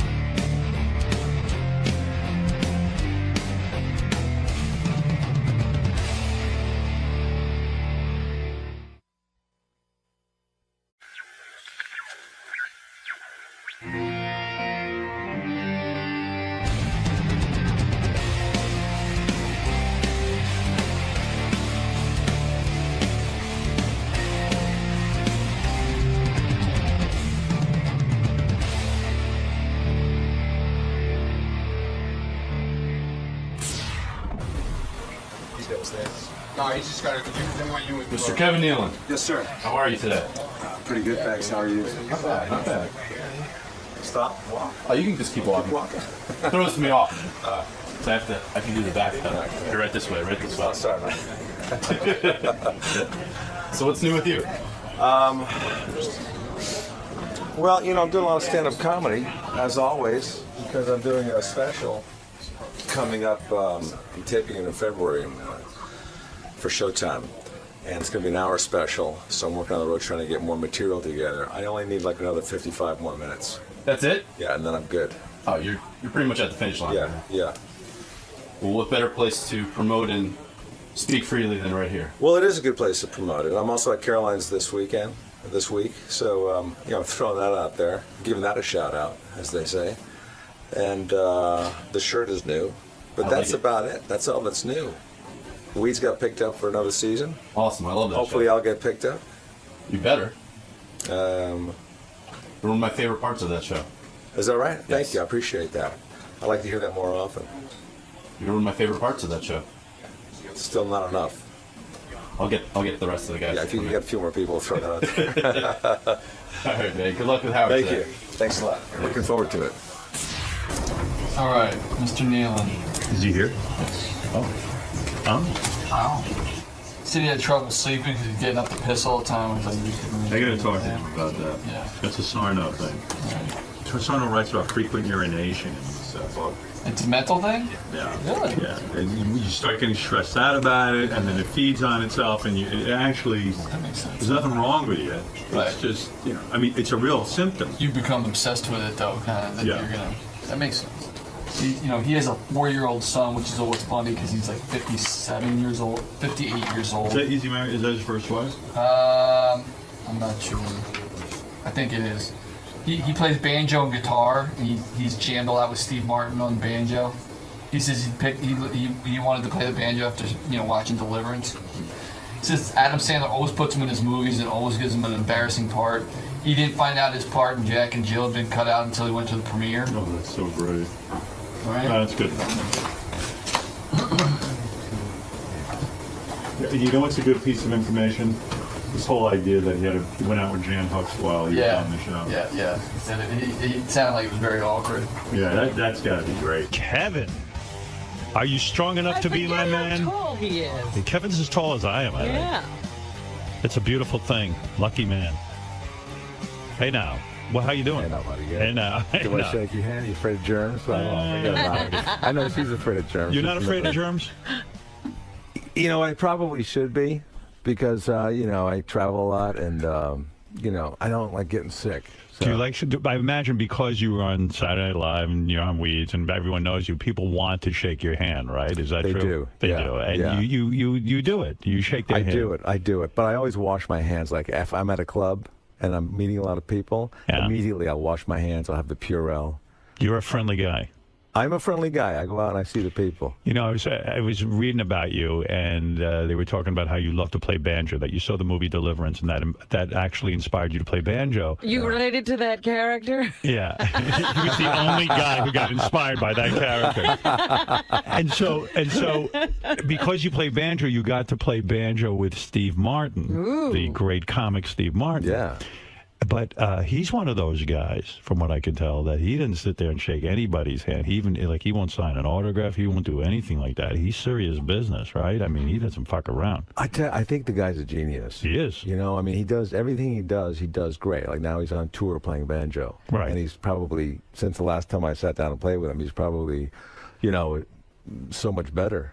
I hate the banjo so much. I do too. I just like playing it. Yeah, Really? I hate You don't hearing like it. listening it. But you don't you don't go out and buy banjo records, do No. you? And stuff? No, I don't. it's like ridiculous. That one song did it for me, and I sat in my room for like that one, yeah. And I never learned to play it anyway. And I used to sit in my room and then in my car just practicing because nobody likes to hear it. So you have to muffle it with like socks and stuff. Is it intimidating when like Steve Martin is inviting you to play banjo with him? Like, do you feel pressure? Yeah, there is pressure. Yeah, but he's very understanding, and most banjo players are understanding. They're just happy that anybody else would play the banjo and sit down with them. Where did you play the banjo with? Like, do you go to his house and play banjo with him? Yeah, he came to my birthday party. We played. And, are you good friends? Yeah. Did you become friends on Saturday Night Live? We became friends on Roxanne, right. The movie Roxanne. I played drunk number 2. Right. And so you got to know him, and you go, hey, Steve, I play banjo. Well, here's the thing. I've always been a huge fan of Steve Martin. Right. Me too. So, when I got to play a very small part in that movie Roxanne, I was just thrilled. I was so excited. Right. And then I got on Saturday Night Live, and he kept coming on and doing those shows. So I got to know him a little bit from that. Right. And just over the years, we had common interests, and we started playing the banjo together. And so you hang with him. And So you the play only banjo. reason you keep up with the banjo is Steve Martin. It's right. I mean, I think it is actually. I would probably have gotten rid of it a long time ago. But you want to be friends with Steve Martin. Yeah. Can But a you know banjo get you laid at all? I mean, not really, right? Not by anybody that's not mentally challenged. But here's the thing, Howard. Whatever I do, it's never really good. I play Me too. I play the guitar a little bit and Me a too. banjo. Me too. And I'm bad anybody at else, everything. anybody that comes in the room with a guitar or a banjo, they're always better than me. Right. Same with like golf. I play golf a little bit, and comedy. I do stand up. But You muddle through it. Yeah, I muddle through it. But whenever I go to a club or something, or I watch somebody on TV, I go, "Oh man, they're so much better than me." Do you think you are like a type B? In other words, hey, I'm not going to work that hard at anything. I'm just going to relax and take it easy.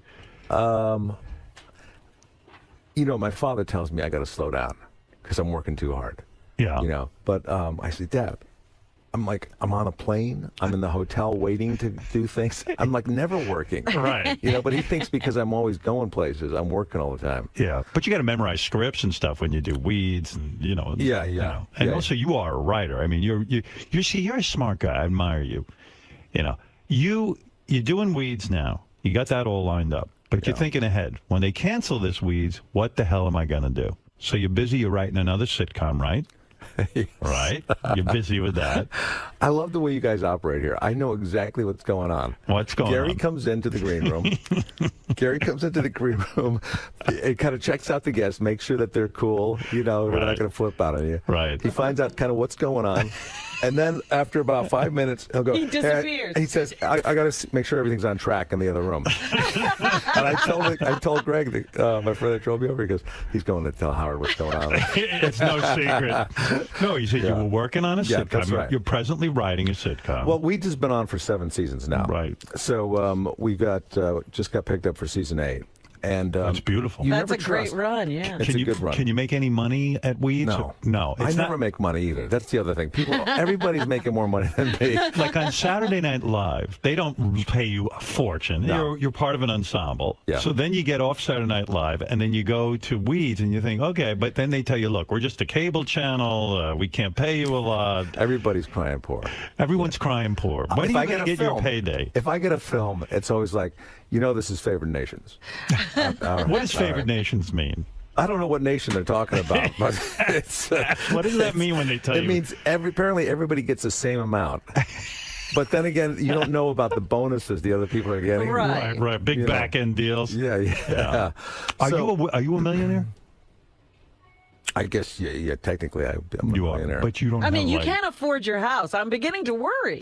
Well, most people think that when you do Weeds for 8 seasons, You're getting a lot of money. oh, hey, okay, this guy's all set up. But Well, you're right. if I was investing properly, I'd probably have a lot of money. Right. Well, what do you invest in? I mean, there's nothing, right? I mean, everything. Banjos. Banjo, That's it. because real estate is gone, and I know I just invest in my house. I just keep paying off the mortgage. right. And meanwhile, everyone's going bankrupt. And I know, and then the whole country's going to fold. And you think, Right. why did I pay off my house? Who are you going to sell it to? someone had a theory that you're actually selling pot. You learned that yeah, on Weeds. you really are doing that. All right. So I let me. love Robin and my wife are just crazy about. Robin and my wife. What are you What is talking my about? wife's name? Do you know Susan and my wife are so crazy about Robin. We were just talking about that last night. Yeah. She said, I really like Robin. I said, so do I. Why? But not better than me, I hope. Not better, in a different way. Oh, good. It's Okay. different, Hal. Yeah, I would be Don't get devastated if your wife liked Robin better than me on this show. I No, mean, but Robin would be like, she would be a good wife because she's so supportive. Oh, she would be. I listen to you guys, and whatever you say, she's like embraces it, supports when it. Robin is on your team, I'm going to tell you, because in case you have any single friends, because I'm a big advocate of Robin I finding don't know love. that I'd be a good wife. But listen, stop it. Everyone's working I'm getting you settled down. There's got to be something going on where she's not hooked up with somebody. There's something going on with her. I'm going to tell you exactly what it is, and I want to get back to you in a minute. But you bring up a good point because I know you have single friends and you have friends who are very high-powered people. But I don't really have anybody that I think is good enough for anybody. Who do you think could Robin go out with out of all your friends? Well, she should be with like an investor guy. Right. No celebrity. That's what I said. Tyra Banks' boyfriend is a banker. And that's Get who him. she should have. Well, I'm trying. He but she keeps won't break trying up. to get. He hasn't broken up with But Tyra yet. Robin is a fabulous woman. And I used to say, maybe there's something about her I don't know, like she has a penis or something. You know what I mean? That could be a drawback. I mean, at this point, she should be married. She would be a fabulous wife for one reason.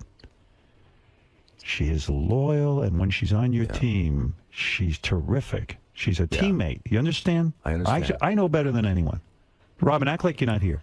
No, but And you let me would be say lost without her, right? Absolutely. So, I feel it's time for love. Now, why doesn't Robin have love? I'll tell you why. She fights it. She fights love. She doesn't trust it. She doesn't She's been trust. hurt before. She was hurt by her mother and father. You should never date your mother and father. Well, she dated her father. Stop it. I mean, she went out with him romantically. I mean, against her will. Do you guys ever hang out like outside of work? Sometimes. We're going to a party next week. I'm throwing. Okay. Yeah. Sure. Yeah. Not often, but sometimes. Yeah. Robin, have you ever met somebody that you really wanted to be with, but Beside me, you mean? Aside from Besides Howard? Howard, because he was taken. Yes. She has. And? And we were together for 10 years. Oh. I was part of that. That's where she was hurt. You were part of that? Yeah, I mean, I knew the guy. I knew whose the guy. fault was it? His. Honestly, yeah. I could honestly say his. Okay?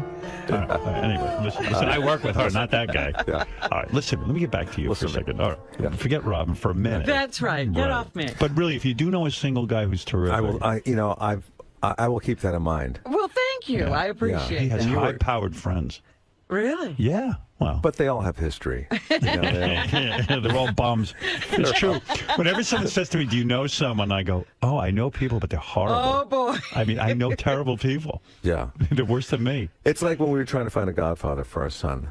You couldn't do it. It was like, yeah, but that guy drinks a lot. This guy's too religious. You know what I mean? Did you ever actually find one? No.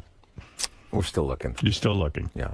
How old Child's is your son? in 4? college. He'll be 5. You have a 5-year-old. Yeah. Soon he'll be 5. Is that where you out, or are you? You know what? How old are you now? I'm 58. You're 58. You're like my age. I'm 50-something, about to turn 58. Yeah. No, we're so similar. Yeah, and we're same age.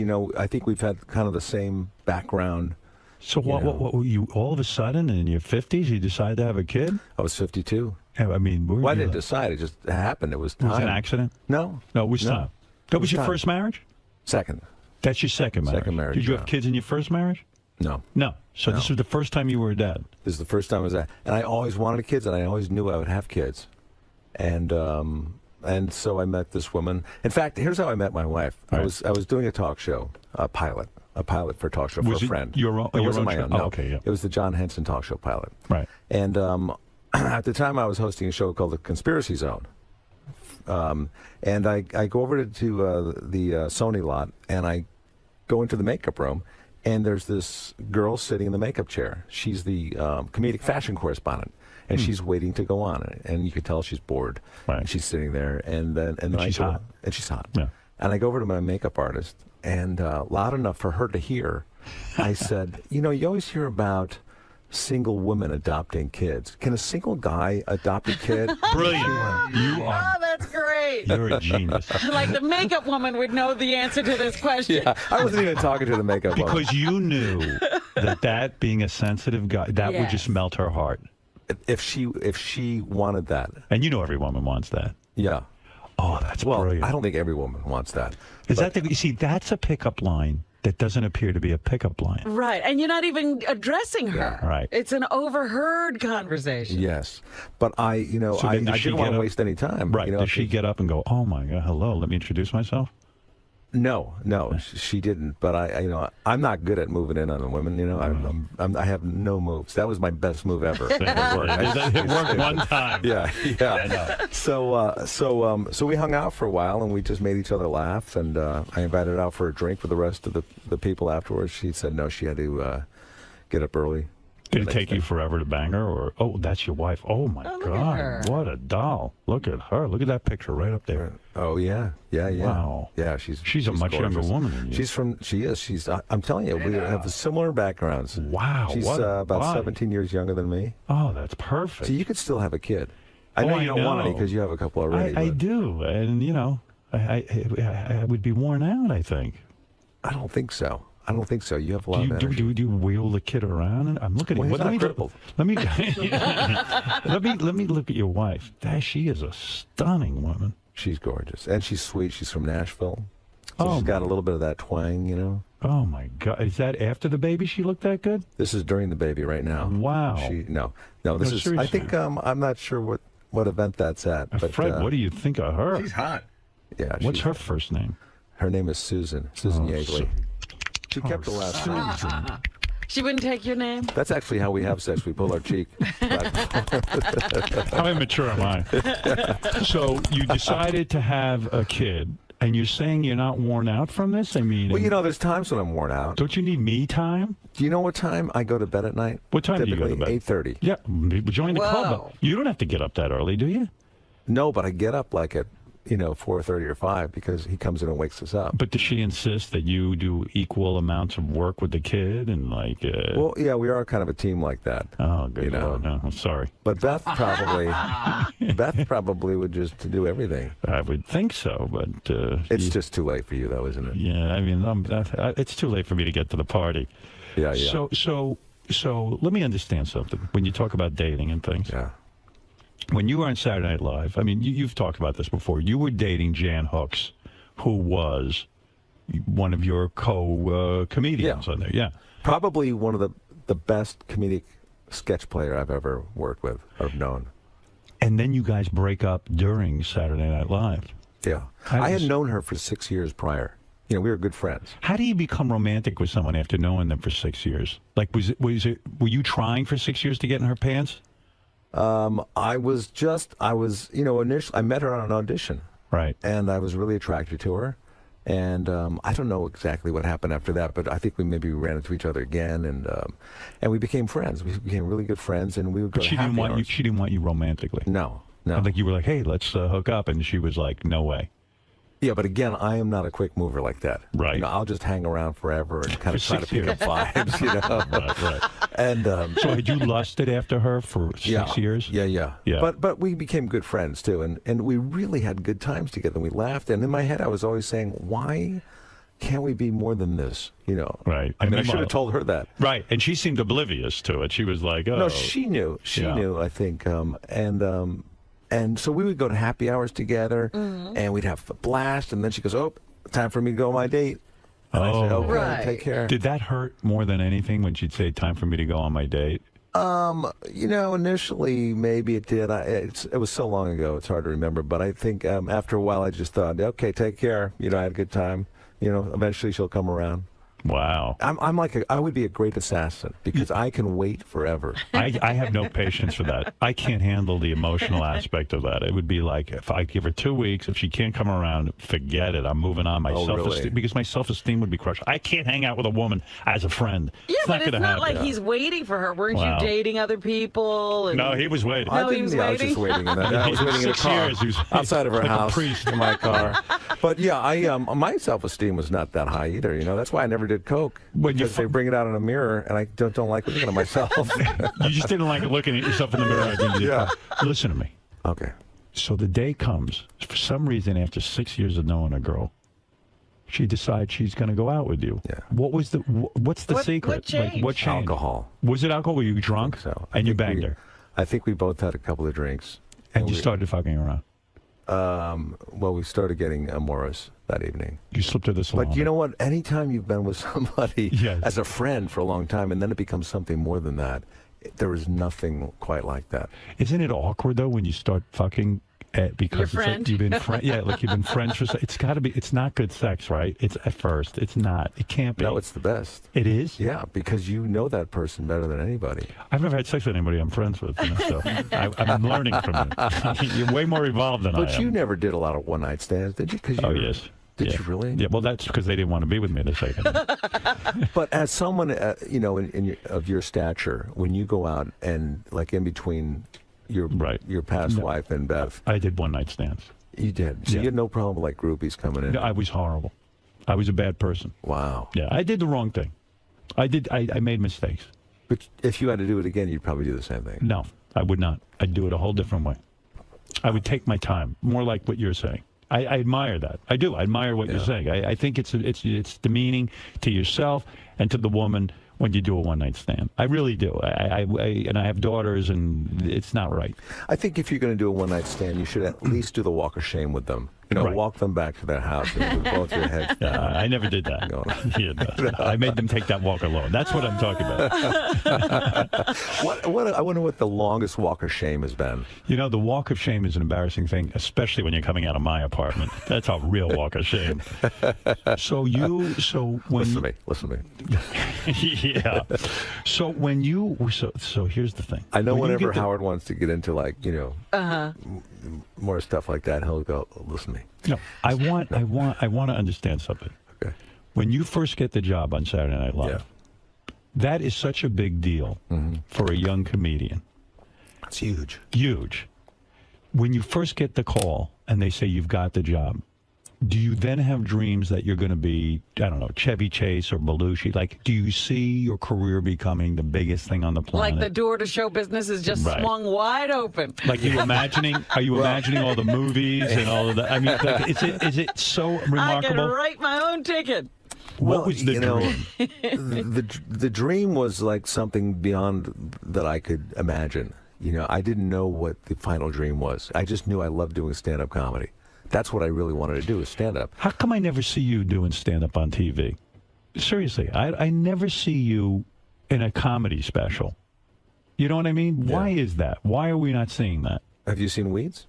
No, I'm talking about your stand-up. The stand-up, there's not a lot of outlets. I mean, I don't do stand-up on talk shows. Right. But I did have a special on Showtime that was running for a while. I've 2 never years seen ago. that. I'll get you a copy. I want to see it. Okay. Was that what you did when you auditioned for Saturday Night Live? I did stand-up, yeah. You went up there, Lauren Sand in there, a couple other guys. Yeah. The room is empty, and you went up and did stand-up. I did stand-up because I was a stand-up. I didn't do characters or sketches. Right. But answering your question, that when I was told I was on the show, I didn't know what to expect. It happened so quickly, and I don't do sketches. I don't do characters, so I didn't really have high hopes. When you did the audition, you didn't even think you'd even get the job. Never And, you thought didn't, I'd and, get and it. when you got the job, you thought, well, what the hell could come of this? Because I don't do sketches. Right. That's right. And does your whole family start to, like your parents and everything, do they start to go, oh, my God, my sons? I imagine the pressure is big because everyone's like, they're expecting you to walk on and be Belushi because your parents are probably like, oh, there he is. And then when you get in the writing meetings and stuff, all of a sudden, all that pressure hits you. I got to get on. I got to get on. I got to get on. It must be intense. It is intense. But I never let it get to me because I knew that I liked the job and I wasn't looking at it as a stepping stone. I just thought, this is a great gig. I'm going to try and stay here as long as I can because I like living in New York. Right. I like working with all these people that come on the show. You know, get to hang out with, musicians. And so when everybody else was coming on thinking, oh, I got a score here, I was thinking, go for it. I'll just kind of hang back here a little bit, be my... Was there a jealous bone in your body when, like, a guy like, I don't know, like Sandler or when, I don't know who was on your years. I was on with so many people, Howard. Right. You were there a long time. I was there from '86. I came on with Phil Hartman and Dana Carvey. John Lovitz was there and Dennis Miller. Would there be a jealousy? Like, let's say, Phil Hartman gets a movie and it's big or something, or this one. Would you say, oh, fuck, why isn't that me? I don't understand why they're getting that movie. Or like, oh, shit, that's making me look bad. Yeah. Well, I think that's a common thought for a lot of performers. Right. The thing of why isn't it me? That's what I read about the original Saturday Night Live, that Belushi was irate that Really? Chevy Chase was the breakout star that year. Yeah. Because he was like, when we were working together all these years in Second City and stuff, Chevy wasn't a big deal. It was me. And Belushi felt he was entitled to this fame, that Chevy didn't deserve all this fame. Well, I was just flying here last night, and they have the NBC thing on the plane, right? And they were showing Jimmy Fallon interviewing Eddie Murphy, right? And he was talking about how Nick Nolte didn't show up or had to cancel hosting, and so they made Eddie Murphy the host that week. And I was thinking, this very thing. I was thinking, boy, I wonder what the other cast members thought about that. When all of a sudden Eddie Murphy was tapped to be the guest host. Yeah. But for me, again, I don't have a lot of jealousy. I never thought I would be here to begin with. I thought I'm really grateful for where I'm at right now. Where'd you see your career going? Like, did you just think you'd always be on the road as a stand-up? Stand-up is what I wanted to do. Yeah. I didn't know about the other stuff, really. I thought, I'm not an actor. I've never acted before. So who told you to audition for Saturday Night Live? Well, Dana Carvey got he was on the show. He got the show that summer. Right. He was, slated to do it that fall, and they were looking for another performer, cast member. So he called me and said, hey, I told them about you. Why don't you send your tapes in? Right. Tapes of The Tonight Show and Letterman, things like that. Right. So I sent that in. And then, they brought me in from that. So great. And and it happened so quickly. Like 4 days later, I was in, after they saw my audition, they flew me in, and And then a week later, they said, you got the show, and then I showed up. Amazing. I didn't even tell a lot of my friends. I didn't have time.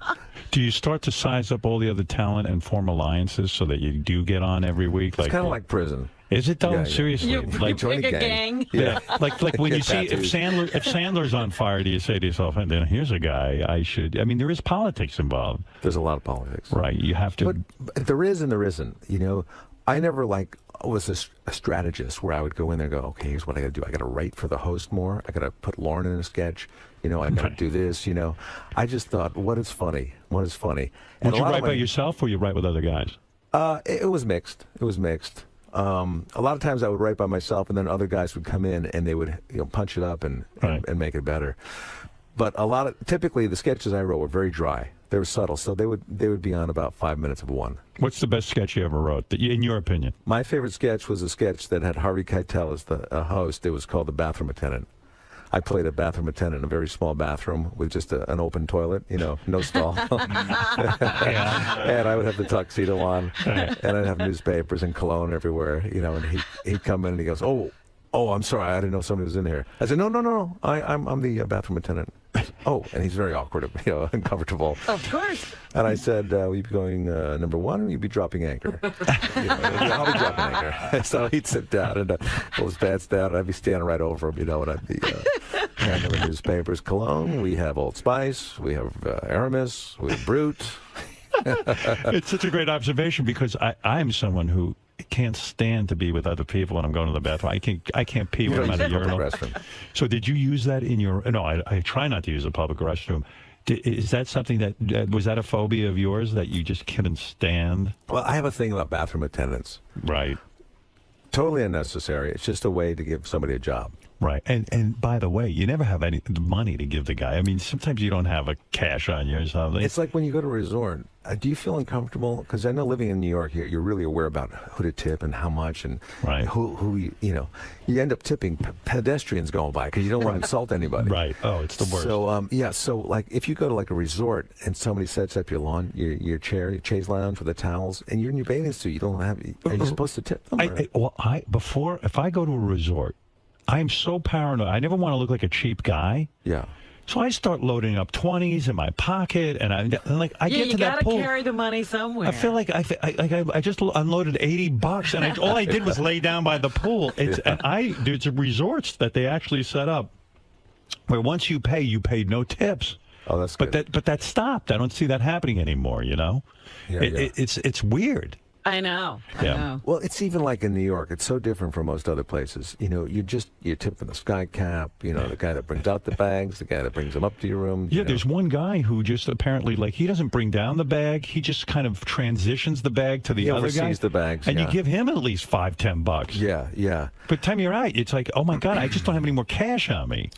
I know it. Right. There was a point where I would come here and I go, okay, there's $5, there's $30 now. Now we're up to $80. I'm not even up to the room yet. Right. What do you do if you don't have a job? You're fucked. I don't know how people do it. I really don't know how. It's the one who bothers me is the guy who does. He takes you. You get out of the car at the hotel. Yeah. And he just takes you to the receptionist. Yeah. I'm like, am I supposed to give him something? Yeah, right. How did you get? So, do you plan your exit from Saturday Night Live? In other words, you were there. How many years were you there? 7, 8 years? I was there for 9 seasons. 9 seasons. Yeah. Do you start to feel like once you see people leaving, do you go, "Oh man, I'm going to look loserish if I stay too long at the party here"? Or do you wait to be asked to leave? Yeah. How does that all work? That's a good question. Yeah. I think a lot of that was going through my head. I think, how long do you stay? Right. You become like Van Wilder, you've been in college too long. Maybe they won't notice and I'll just be able to stay. But meanwhile, it's a great gig because I said the same thing to, can't think of the guy's name. The guy, I know who you're the talking great about. impressionist. Yeah. Daryl Hammond. I said to him, I said, you were there. He was great on that show, long time. Why leave? It's a great gig. But at some point, you got to start saying, "Oh, I got to leave just because everyone else has." But the thing with Daryl was he did so many great impressions. Right. You didn't even know if he was on the show or not. Right. Because he was buried in these impressions. Right. But, the thing for me, it's kind of like, you say to yourself, it's a great job. Who cares what people think? I'm going to stay here as long as I can. Right. And that's what I did. And then I had Spielberg had a sitcom called Champs. That I love to do. I thought this would be a good way to get out, jump onto that thing. So what do? You have to go into Lauren and say, hey, look, I'm moving on? Pretty much, yeah. Yeah.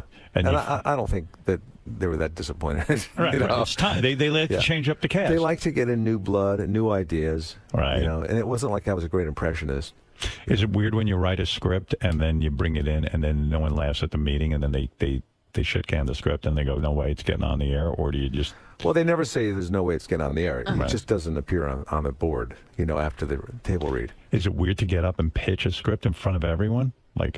Well, it's not weird. At first, you're nervous. You're shaking because you put a lot of work into this, and all of a sudden Lauren's got it and he's reading the directions and everybody reads their parts, and like the first page, nothing.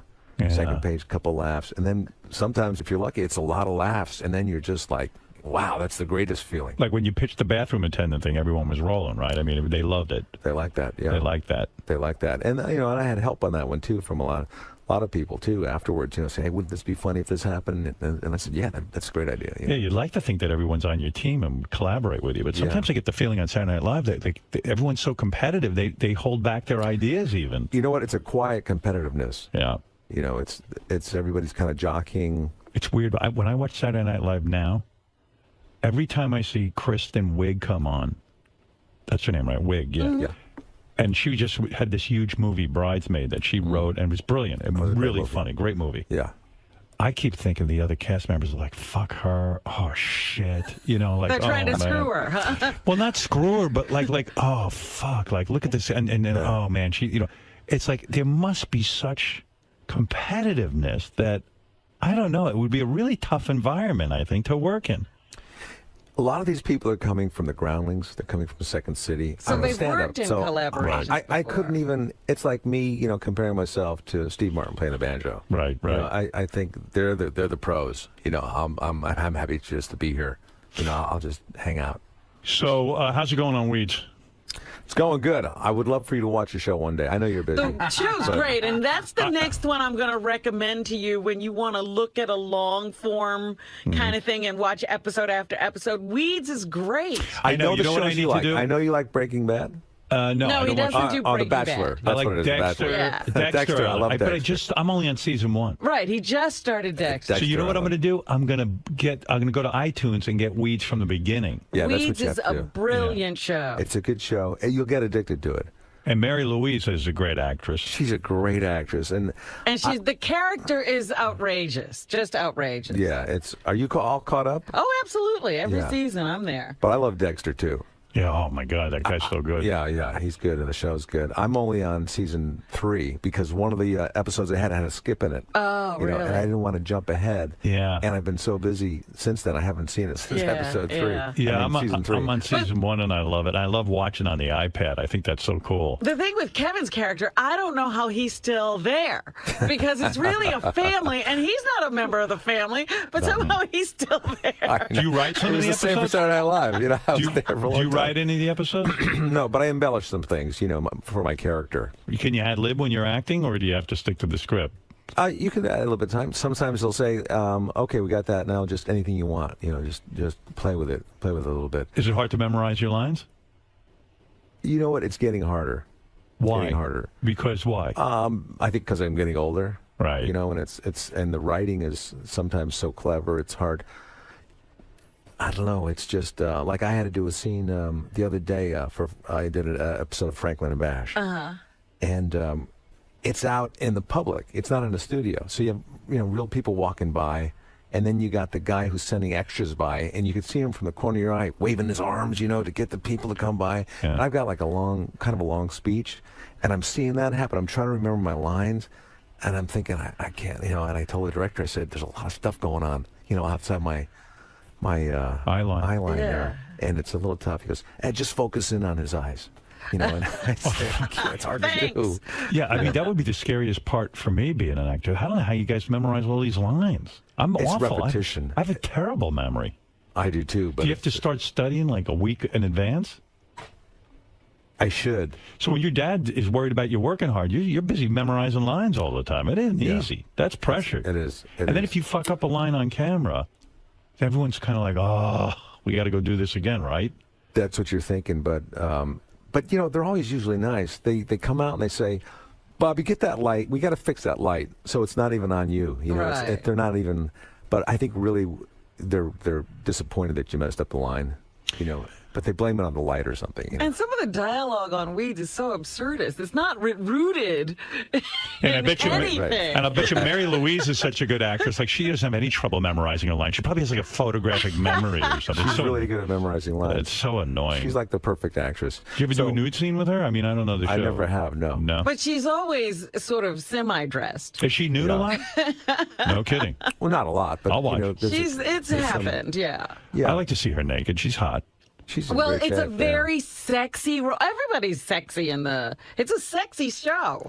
When you make it love, really is. when you make love to a co-star, like you did with Jan Hooks on Saturday Night Live, does anyone like Lauren come to you and say, "Listen, this better not interfere"? You know, people start to pick up you're a couple. This better not interfere with our setup here. You know, when you two maniacs, You two know what you're doing. when you two maniacs break up, I don't want any awkwardness here, right? Yeah, I think I think he was aware that that's a difficult situation. You know, when you have couples there. Did I he think say there were it some to other you? people. I think Julia Louis-Dreyfus and Brad Hall were a couple. They were. You know, I don't know who else, but who else was dating? Even in the original years, you know, Bill Murray and Gilda Radner and.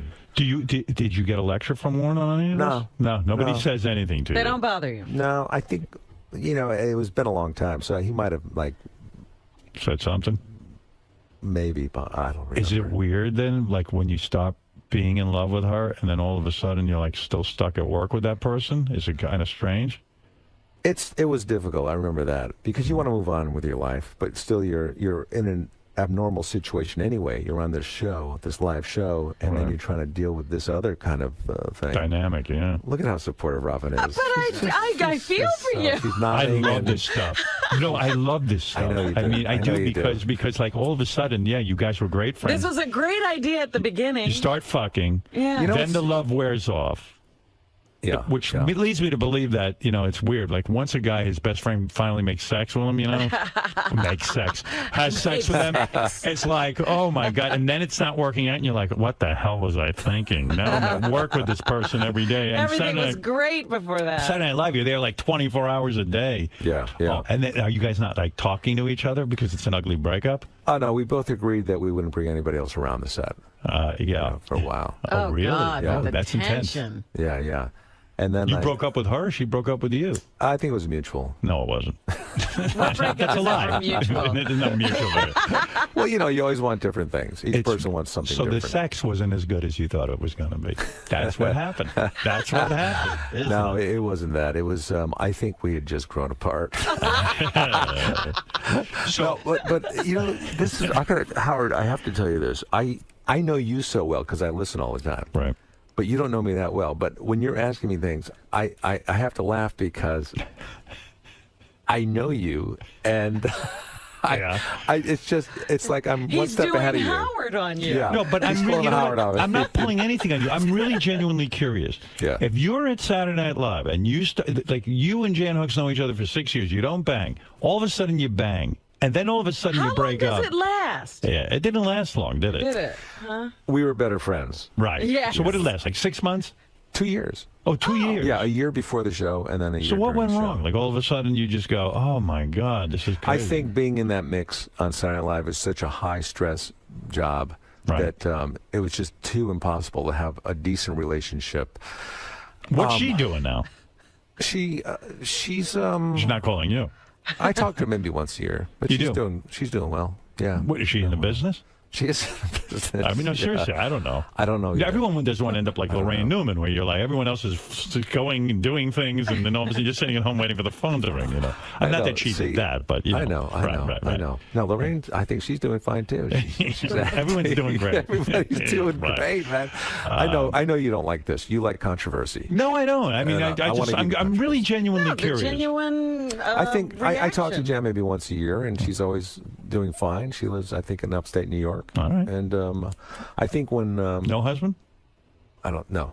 Still waiting for you. Probably all these men have the same issues you had. No. Yeah, I mean, do you right. have any old girlfriends that you think about? He's not friends with anybody. There's You a don't lot of keep women them I've had friends. sex with that I think about, yes. You can remember them all? Not all of them, but there's some of them I remember as being very good sexually. And when I masturbate, I think about them. Yeah. But you're not in touch with them. You don't talk to them. Some of them I do. Do you? Yeah, some I do. You do? Yeah, sometimes. And there's no remorse or... On their part, none. I mean, would you have remorse if I stopped fucking you? I mean, really. Look at me. Nobody. Thank God I got out of that. I can't recall anyone really that upset when I told them goodbye. You know. But do you really have low self-esteem by yourself? Oh, no. Yes, I do. You know, But at times I'm successful. At times I'm grandiose, but really I think deep down inside I don't think I'm worthwhile. But you know people love you. Yeah, You know I get that. I get that. But it's a childhood thing, right? Yeah. There's a lot going on inside this head. It's a Jewish childhood. Yeah, as my wife and I looked at, I was talking about something, and I said, "Honey, there's a very, very dark hole in here." And she goes, "Oh, don't I know?" And we had just finished making love. Don't I know? Yeah. Oh, no. Yeah. Do you cry much? No. You never cry. I've cried. I cry. Sometimes my therapist can get me to that point. When you're at home and you're crying, do you ever look in the mirror just to see yourself Yeah, crying? because I can't believe I can do it. I've had dreams. I've had dreams where I'm crying, and I wake up and I'm so excited that I might have like real tears, and I feel my eyes and there's nothing. Really? Yeah, I want to cry. Do you ever see a movie that chokes you up? Yes, I cry at movies. Whenever it's a father and a son, and the father is very, very warm-hearted, I cry at that. Yeah, Or where a kid. you never had that growing up. Well, no, my father loved me certainly, but you know, I love He your didn't know how to impressions of your express mother it. and father. my father had a strange way of showing it. You know, he has his unique way of. But what about a movie like E.T.? Yeah, I would With cry. the alien, Yeah. Like okay. I don't think I'd sob, but I would be moved, almost to tears. Yeah. I'm afraid to really let go. Your father never let you cry growing up. My father didn't know from that. No. Well, I thought you're crying. You have it so good. You know? What happened? You did a movie recently. I guess it was the Jennifer Aniston, Adam Sandler movie, right? Yeah. You go to the premiere. Oh, no. That was the one after that, Jack and Jill. Oh, Jack and Jill. Who is in Jack and Jill? Adam Sandler. Adam Pacino. Sandler. No, Adam Sandler. Adam Sandler, Al Pacino. Right. Why am I not? I must have seen It's this just movie. out, Howard. Jack and Jill. Jack and Jill. Yeah, it's still It's out I think. now. Yeah, It's out now. It's out now. Okay, I haven't seen it. You go to the premiere. You were in this movie. Yeah. And they don't tell you. I'll get right to you, Brian. They don't tell you that you were cut out of the movie. So you go to the premiere expecting to see yourself, and I'm sure you're with your wife, and she's expecting to see you. This is tough. I mean, that's an embarrassing thing. Someone should give you a No, it heads was up. not embarrassing because I do a lot of Adam Sandler films. Right. And this one, I had a very small part in. Right. You know, I was playing a doctor. I even had a mask on, Right. so I wasn't even. But you know, you're still curious to see how the scene came out. Sure. So, so I go to the premiere and it wasn't in the film. But I understand that because yes, of course, people but always get cut out. Did you cry? I did cry. You did though. cry. Yeah, No, but seriously, listen. I know even with my wife. Listen to me. I like to. Yeah, listen to me. I like to impress my wife. You know, I like to show her something. You go to the premiere. You've said to your wife, "I'm in this film." Yeah. You know, and you show up and it's not happening. It's not there. But she knew I was in the film originally. Yes, but you know, but you does it make you? Does it deflate your ego? I mean, you're a good actor. You're a good comedian. I mean, you're. No, because like I said, this part was a very minuscule part. But why wouldn't Adam tell you just so you don't show he's up? busy. You He's know, busy. It's a whole film. It's he's working with Al Pacino. Right. He's not going to say, "Oh, I got to tell Neil." But his brother and sister were in actually the same scene. Do you hang so out? I think it was more difficult for him to tell his brother and sister than me. If Adam does a movie and you're in it, Yeah. and you don't think the movie is good, would you tell him? I would not say anything about it. Yeah, like if he says to you, "Hey, buddy, what'd you think of the movie?" You just go, "Oh, hey, man, How you doing? Hey, man, how you doing?" Right. And, No, I wouldn't tell him it's bad. Right, I because would he's just a say, friend I would and tell you- him what parts I liked in it. You find something nice to say. That's But good. here's the thing: Yeah. every Sandler movie I'm in, it's usually a humiliating, embarrassing role. You know? right. I honestly think that he thinks of something that will humiliate me, and then he'll write a film around it. Right. He's doing it just for you. Yeah. Is he a good friend to the point that he will have you over the house and you will Yeah. socialize with him? Yeah, but not often. You Right. know. Once in a while that happens. I think these people like Steve Martin and Adam Sandler, and all these other people, they're so busy with their careers. And Spade, are you friends with him? Yeah. And you'll hang out with him, or Spade just is into the chick? Is he busy too? I never busy with really you, though. hang out with, I play basketball sometimes with Sandler. It's been a while. Right. But Spade, I see at different functions. That seems to be an LA thing. You go to a guy's house and you play basketball. That's a bonding thing for, I know that Comedians Gary especially. Shandling has his weekly basketball game. So you really have to play some basketball if you really want to get in with these people. Am I correct? Or the banjo. All right. One or the other. Any of those things.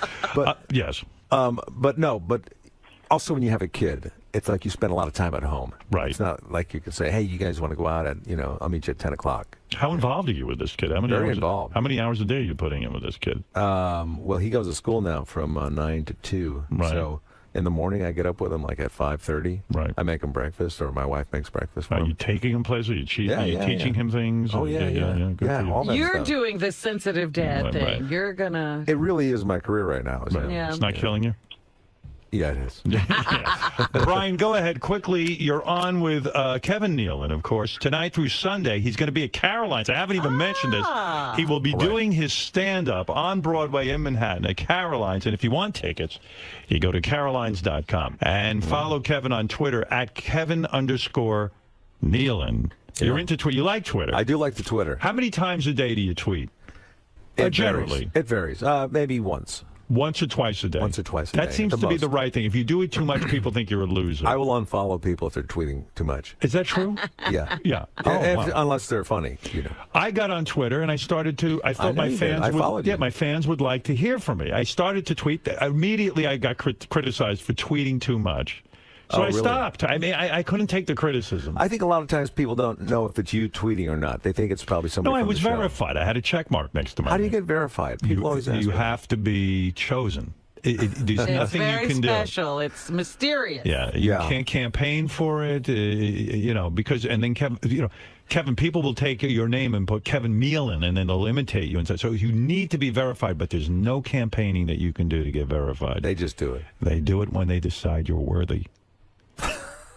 Plus, you don't have enough time. You do the photograph. You do the photography. thing, and- Yeah, I'm busy. And you're good at that. I've seen your pictures of Beth. and Yeah, I'm really good. I'm working at that. How difficult is it with these cameras now? I mean, is it pretty easy? You have to know about lighting. You can lighting is the key. Learning lighting You can is very accidentally difficult. take a good You can accidentally take a good picture with a digital camera, but to consistently be good and to really know what you're doing, it takes years and years of practice. They've got some great apps for the iPhone, like this Yeah. Hipstamatic. I have that. Isn't it great? Yeah, I mean, you probably don't like it because you're a photographer. I shoot with a professional camera. Yes. You don't need an iPhone app No. I look down on to that. help you. That's right. I'm sure you do, but your work is really good. Who is somebody? Thank you. Who is somebody you unfollowed because they tweet too much? Somebody famous that I would know. Who tweets too much? I think maybe John Mayer. John Mayer. Yeah. Too much. Well, he I like then- him, buddy. Yeah, he was He tweeting. then just resigned from Twitter. He Oh, got did off he? completely, I think, because he was addicted to it. Wow. Right. Go ahead, bro. What is it, Gary? Please. They just wanted you to know that Kevin's doing Caroline's tomorrow night through Sunday. Oh, it's Kevin Nealon tonight through Sunday. Yeah, I guess that's Tomorrow night. All right, tomorrow night through Sunday. That's a typo. Caroline's on Broadway, Manhattan. What do you do? Like an hour and a half? I do about. I don't think you should do too long as a stand-up. I do about 45, 50 minutes. And you have an opening act? I have, the opening act, and then the feature, and then me. I see. Sometimes guest spots. It's a whole show. It's a whole show. And you're all set? You have it memorized, the whole thing, or do you get up there and ad-lib something? Well, like I said, I have a special coming up that I'm taping in February, and I'm still trying to come up. I need 55 more minutes of material. You're So almost there. I'm trying to come up with stuff. Good for you. How long does it take you to write an entire hour? Realizing It takes a long time. Right. I see some of these comments that come out with a special every year, and I think, how do they do it? How do they do it? Do they hire Well, the writers? material's not that good. Right. The first one's good, but then they get less and less. Well, I it's think true. some of them have writers, maybe, but they'll never admit it. Right. But it takes a while. Who's your favorite stand-up comic? I have so many. I like this cerebral guys. I like Stephen Wright and Mitch Hedberg. Yeah. But Gary Shandling has always been one of my favorite. What comics. happened to Stephen Wright? He's no longer around, it seems like. Where did he go? I know where Mitch Hedberg went, but I don't know where Stephen Wright is. I know, but Stephen Wright works a lot. I'm sure. He does a lot of colleges, and okay. I think people, stoners, love to go see him because he's so cerebral. But isn't the move to get some sort of sitcom or like you have Weeds? I mean, you don't want to be on the road all that much, do you? You're right. I got to tell you, in my 30s, I said to myself, when I'm in my 40s, I'm not going to be on the road. Right. This is not the way I want to live. Right. And then in my 40s, I said, in my 50s, I'm not going to be on the road. Are you on the road a lot? Well, right now I am because, I'm trying to get material together. Right. For February. But once you put that material on TV, it's dead, right? That's it. Well, it's on Showtime, so a lot of people don't watch Showtime. So can you go out to Caroline's and do something that's been on Showtime? Or, Yeah. Yeah. All right. Yeah. And, some people like to see it. Yeah. That's right. Let them see it again. Who cares? But yeah, it does take a while to come up with good material. And I think a lot of it depends on your friends, too, who you're hanging out with. And, like, if you go to those basketball games at Gary's, there's a lot of, like, comics up there. Right. And so you're always kind of jamming, and you come up with stuff, Brian, go ahead. You're on the air with Kevin. Hey now. Hey now. Hey now. Hey Kevin, love weeds. The most outrageous scene I have ever seen on TV was when you were on a chair about to commit suicide. And my wife and I thought you could commit suicide. It turns out you kicked out the chair. And then you're hanging there jerking off on a letter from your wife's lawyer. Is that true? It was an autoerotic asphyxiation scene. You tried it? We were trying to lead the audience to think that I was about to commit suicide. Right. But really, if you know my character, it's so typical. That's a fascinating thing, jerking off and choking yourself. Choking yourself, hanging and getting like jerking off isn't good enough. I mean, you have to choke yourself and choke. Know. I mean, it's a very dangerous. People die from that. Yeah. You should have a spotter. With that karate guy. The karate guy. David David Garrity. Kung Fu died that way. Yeah. Right. How bored do you have to be with your sex life? Have you? I would never try that in real life unless somebody broke into my house. Then I think, okay, I'll give it a shot. I'm so disgusted with my masturbation that I just want it over as quickly as possible so that I can get back to whatever it is I'm doing. To me, it's just getting. You're not tying something on a rail. I'm not building a day around it. Like it's not like a date. You know what I mean? I want that shit out of my system so I can get back to being a regular guy. You think of it as more of a hindrance. Yeah. It's like my friends. I have a friend that he will only eat out of necessity. He hates it. Eating, I love. To me, it's like having an orgasm. Are you a foodie? Yeah, I love food. Oh, you are. Yeah, but masturbating, it's just strictly to get rid of the anger and the hostility that builds up in me as a man. I mean, it's nothing I want to sit and spend my day with. I'm not going to pour a glass of wine and masturbate. All right. Listen, Kevin. Listen to me. This has been really fun. I really like coming here. I love seeing you. Yeah, this is great. You're always such a great guest, Kevin Nealon. Of course, and you must go see him. The man is in New York, not for his health. And would you ever move out of New York City? Yes. I don't mean like to Greenwich or I mean, would you move to Minneapolis? Yes. Some of the best times of my life. This sounds weird, but I'm a homebody anyway. It really doesn't matter that I'm in the greatest cultural center in the world because he doesn't take advantage of any of it. I have beautiful windows in my apartment. I don't even look out them. So I might as well live in a box. Yeah. When I lived in Hartford, Connecticut, I loved it. When I lived in Detroit, I loved it because it was all the same. Yeah. Whatever the walls were, I sat there and I waited for the next radio show. I never went out. I never went to anything cultural. I never had a lot of friends.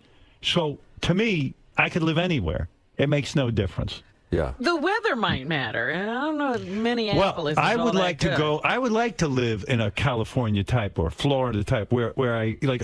I'm jealous of Bubba the Love Sponge. He's over there in Florida. Yeah. What a lifestyle. This guy always goes out, always able to interact with the out of doors. You see how horrible it is out today? It's cold, it's wet, it's disgusting. Yeah, that's true. What do I need that for? But this is where I am. But you don't appreciate the weather unless you live in New York City. When I lived here, I never appreciated the spring so much when it came around. Right. Or the fall. But winter's horrible. Winter is horrible. It's not worth it. And it goes on forever. It does. It does. Like, I want to go for a run today. I know I can't. Does your back bother you when you run? I stopped running because my back. No. Tall By the people. way, I have to talk to you off the air about this. Okay. He's got a back problem? He has two problems I know about. He has frequent urination. Whoa. And he has back problems. Who, me? You. Not so much with the back problems anymore. Well, I know about frequent urination. At night, yeah. I want you to read a book by Dr. John Sarno called The Mind-Body Connection. And he will Do you read books? I haven't read that many lately. But this is one that will change your life. And Is that right? frequent urination is something that can be stopped. Without any, without, you No can do the work- medication. No medication. Listen, I've had a lot of people sign a petition to get it stopped. No, because Kevin hasn't spoken about this, but I know about He's it. up and down all night? It's something he's not proud I'm of. exhausted. I'm exhausted during the day because I'm half asleep on my way to the bathroom all night. Right. And, How many times do you urinate a night? 4 or 5. Four- yeah, Wow. I probably Okay. get a better night's sleep if I start on the toilet and get up to go to my bed. And then you 5 have times probably a night. ritual before you go to bed where you're standing there trying to pee forever. No, Yeah. I could pee. You can pee. But here's what I want to do. Sometimes I'll wake up in the morning and think, how many times did I get up last night? So I want to get one of those bead things where you could slide, because An abacus. An abacus. abacus, And it's yeah. hard, and it's hard to get back to sleep after you pee. Actually, I go right back to sleep. Oh, that's good. Yeah. Listen to me. You hear what I just said? Listen to me. I want to read that book. Read the book. Why? Listen. Because you had that problem. I don't have the problem of frequent urination, but I've had every other problem in the book, including back pain. Yeah. And you can run. You meditate too, don't you? Transcendental meditation, yes. I talked to Andy Kaufman about that once. What do you say? He went on for like an hour and a half, and I was such a fan of his. I didn't listen to a thing. I was just looking at his face. Right.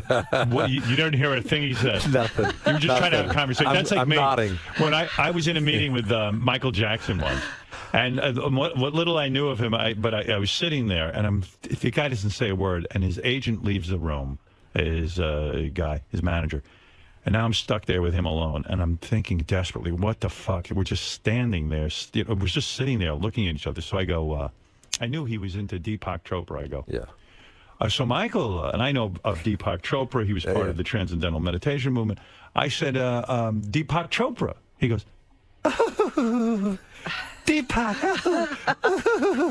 Deepak.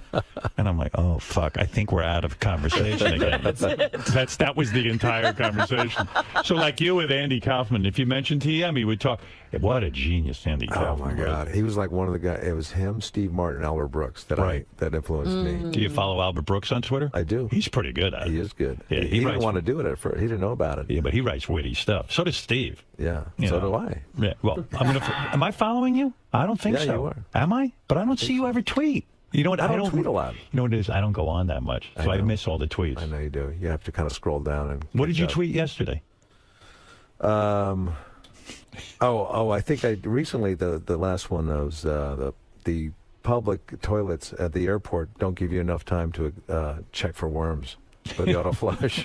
Don't you find you're sitting there all day thinking of something wonderful? No, to say? I never do. It usually just happens. Like this morning, I was reading the paper and I Right. saw that Sandusky was brought back in. Rearrested, yeah. And I'm thinking this guy should withdraw from the race too. Well, listen, So, Kevin. I'm going to get that book though. What's Get it the called? book. It's called The Mind-Body Connection by Dr. John Sarno, Sarno. Okay. And I think it'll help you. And look up in the back, frequent urination. So What you does he get say just go about to it? that part. Well, Is it bad? Because I don't have diabetes. I don't have a, you don't I have have a any small prostate. It can be taken care of. By Wouldn't you like to get a Flomax. full night's No, sleep? you don't need I Flomax. would love to know what it's like to have a full night's sleep. Let's just put it this way: it can be controlled just through your mind. Oh, I got to go that whole route. No, it's not a whole route. It's very simple. Is there just one phrase I could say? No, it's not. Nothing like that. No phrase. But it's a mind-body thing. It's a mind-body thing. I'm supposed to think about something else. No. Well, yes. No, yes. Yes. No. Listen, I'm not the Don't doctor. take a shortcut. Just read the fucking book. He's asking me. What He am just wants. Give him the message. Yeah, what am I, Reader's Digest? Listen, see, I'm like you. Do I really have to read a book? I'll just pee. Fuck it. What are you doing tonight? I'm going out to dinner with some friends. Oh, look at you. Who's those friends? Which friends? Famous friends, I bet. They're famous. Really? Yeah. Who is it? Who are you going to be at dinner with tonight? Tell me. I don't know if I should. No, yes, you should. Would that be bad if I said who I was No, I going? mean, what is the big deal? Oh, it's just a couple of friends. Sarah Jessica Parker and her husband. Cheryl Hines. Cheryl Hines. Yeah. Oh, who's her husband? She's She doesn't divorced. have one. Oh, you and Cheryl are going to be alone?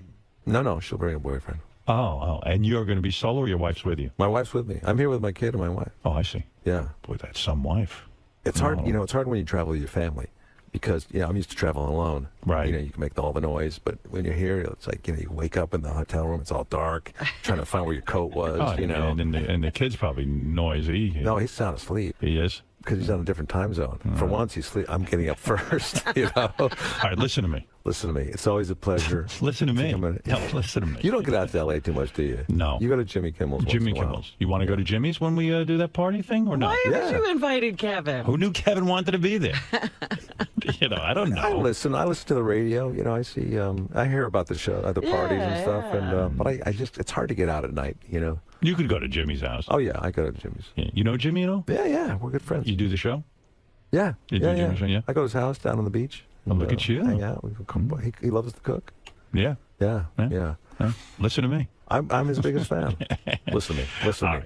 I gotta Kevin go, Miller. Howard. I gotta get out of here, I man. I got go. other stuff going And on. I got stuff going on. What do you got going on? Nothing. Nothing. You're gonna go home and check your Twitter and your camera. I'm going to be taking pictures. That's right. He has probably some sessions set up. Beth looked at me last night. She said, okay, I'm going to say this. I sense you're getting annoyed with photography and you're done with it. Really? Yeah, She said that? Oh, she's probably right. I was just aggravated recently with my camera and stuff because I can't do things the right way, what I consider to be the right way. Oh, dear. But no, I'm in it. I'm in it to You win it. sure? You have a Nikon or a Canon? I have a Nikon. D40? I have the Nikon D3S. It's what a professional photographer uses. Yeah. Oh, he's so into this whole Do profession. you set it on automatic? Oh, or is it no. manual? I shoot a manual. Did you go to a class for that? He has a teacher, I have a teacher. private Oh, teacher. that right. Yeah. You're right. You Oh, probably- sorry. That's a bad thing. How many teachers come to your place? You have a yoga teacher, probably. No, I have one teacher, my photography teacher. He's a wonderful guy. He's become a wonderful friend. What about the meditator? I meditate on my own. I mean, I learned when I was 18. Oh, you've been doing it for a long time. Yeah, I'm fully committed. He does have a personal weatherman, though. That's right. Oh, nice. And a court jester. And I have a personal magician. They all come over to the house. That's right. That's good. Let's see. Today I have the photographer at 1. At 2, my magician. All right, listen. I would love to have a close-up magician come to my house every day and just show me illusions. Yeah, that's the way it goes. Well, you know what? You should do a session with Kevin and his wife, one of your love I would take sessions. romantic pictures of you and your wife. What's romantic mean? Well, just loving. Like I did. Jimmy Kimmel and his girlfriend did like a session with me, and he loves his pictures. I did it with Dax Shepard and Kristen Bell. I did a session with them. I took beautiful pictures of them. What do you charge? I would like you to make a contribution to a charity. But I don't charge anything. Is it the animal fund? Yeah. But I don't charge anything. You could, I'll He would just do that for you. No, I want you fucking your wife, and I want you giving your wife anal. Sure. These aren't But X-rated. Howard says this, but it'll never happen. I was on the Today Show once with Matt Lauer. Yeah. Right. He wasn't interviewing me, but he passed by. Right. I was with the weatherman Al Roker. Right. And we talked for a little bit because we know each other a little bit. And he said, "We ought to go golfing sometime." I said, "Yeah, let's do that." Right. And as he was leaving, I said, "Matt." He turned around. He said, "We're never golfing, are we?" He goes, "No." See, I see Matt all the time. Do you? Yeah. He was at my house for dinner the other night. Oh, really? You have a lot of dinner parties? No. Just I like with Matt. I like Matt and his wife. Is he the magician? Yeah, he does He's magic the tricks. magician. I just want to show you that I have show business friends too. You do. In fact, he's probably my only one. I think. No, Him and you have Jimmy a lot Kimmel. of friends. No. I listen to you all the time. You're always going out with somebody. No. I really am not. I mean, I don't know a lot of people in show business don't want to be associated with me. I think you think that. I think I when know you go it. to these Jimmy Kimmel parties, you're a little shy. I'm the toast of the town. Yes. And then when someone like David Arquette comes in, right? Or what's his name? Rob Zombie? No, the good-looking guy. Oh, John Stamos? Stamos, yeah. Stamos, yeah, I know him. Yeah, he's fun. Yeah, so you know. No, but I wouldn't take pornographic pictures of you and your wife. I would take like nice, loving. No, he does beautiful portraits. A portrait. Black and white? I do some black and white. I do some color. But when I do a portrait, I take pleasure in it because I know people enjoy it. One of the best photo sessions I ever did was with Krista Miller. Yeah. Crystal Lawrence, you know. You know who that is? No. No. But I'd love to see your work. All right, I'll show it to you. Is it in that book about peeing? I'd like to see it. No, if I took a picture of you, it would be sophisticated. I mean, maybe just a hint of nipple from your wife. See, that's what I thought when you said romantic. No, romantic meaning loving. Loving. Yeah, I would like that. Yeah, even with your kid couple. You know what I mean? Like he would do a family. We just had a photo session. I did a photo session for my friend Richie recently. I did him, his wife, and his kid. We just had a photo session with my kid and my wife for a Christmas card. It's not going to be ready in time, but that's good. The woman was very good. She was. What was her name? Dana Patrick.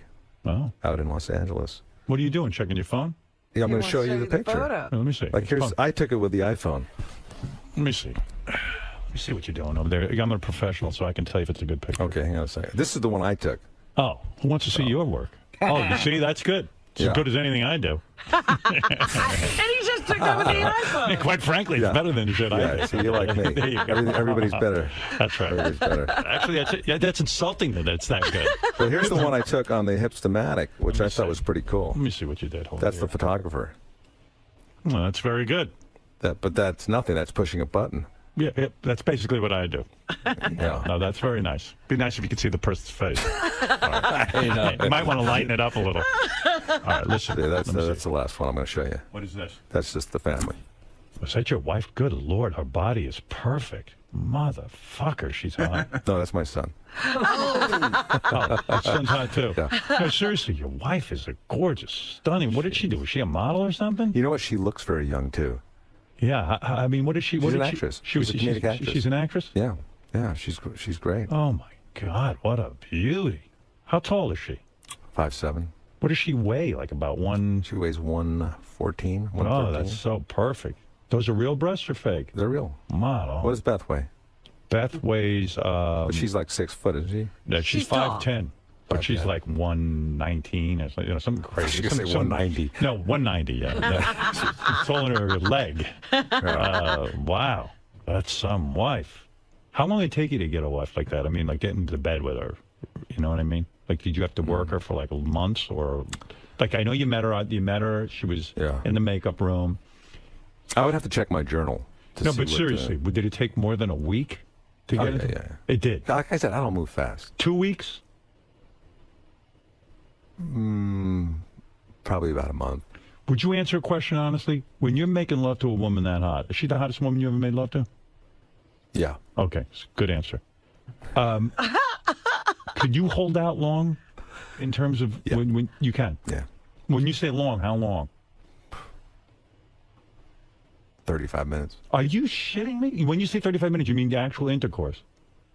Well, you know, we take breaks. Oh, the whole act? No, I'm saying when you enter her, from the time you enter her to the time you're done, how long are you there? Well, I know it doesn't take you long. I was with Beth last night. I've been with this woman 12 years. I don't think it lasted more than 1 minute. She looked great. I'm stroking away, and I said, you know what? I jerked off 2 nights ago. I should be able to hold out a long time. I'm pretty unloaded. I'm 57 years old. When are you going to be 58? January 12th. Yeah, it's a yeah, you're right few behind days me. away. Yeah.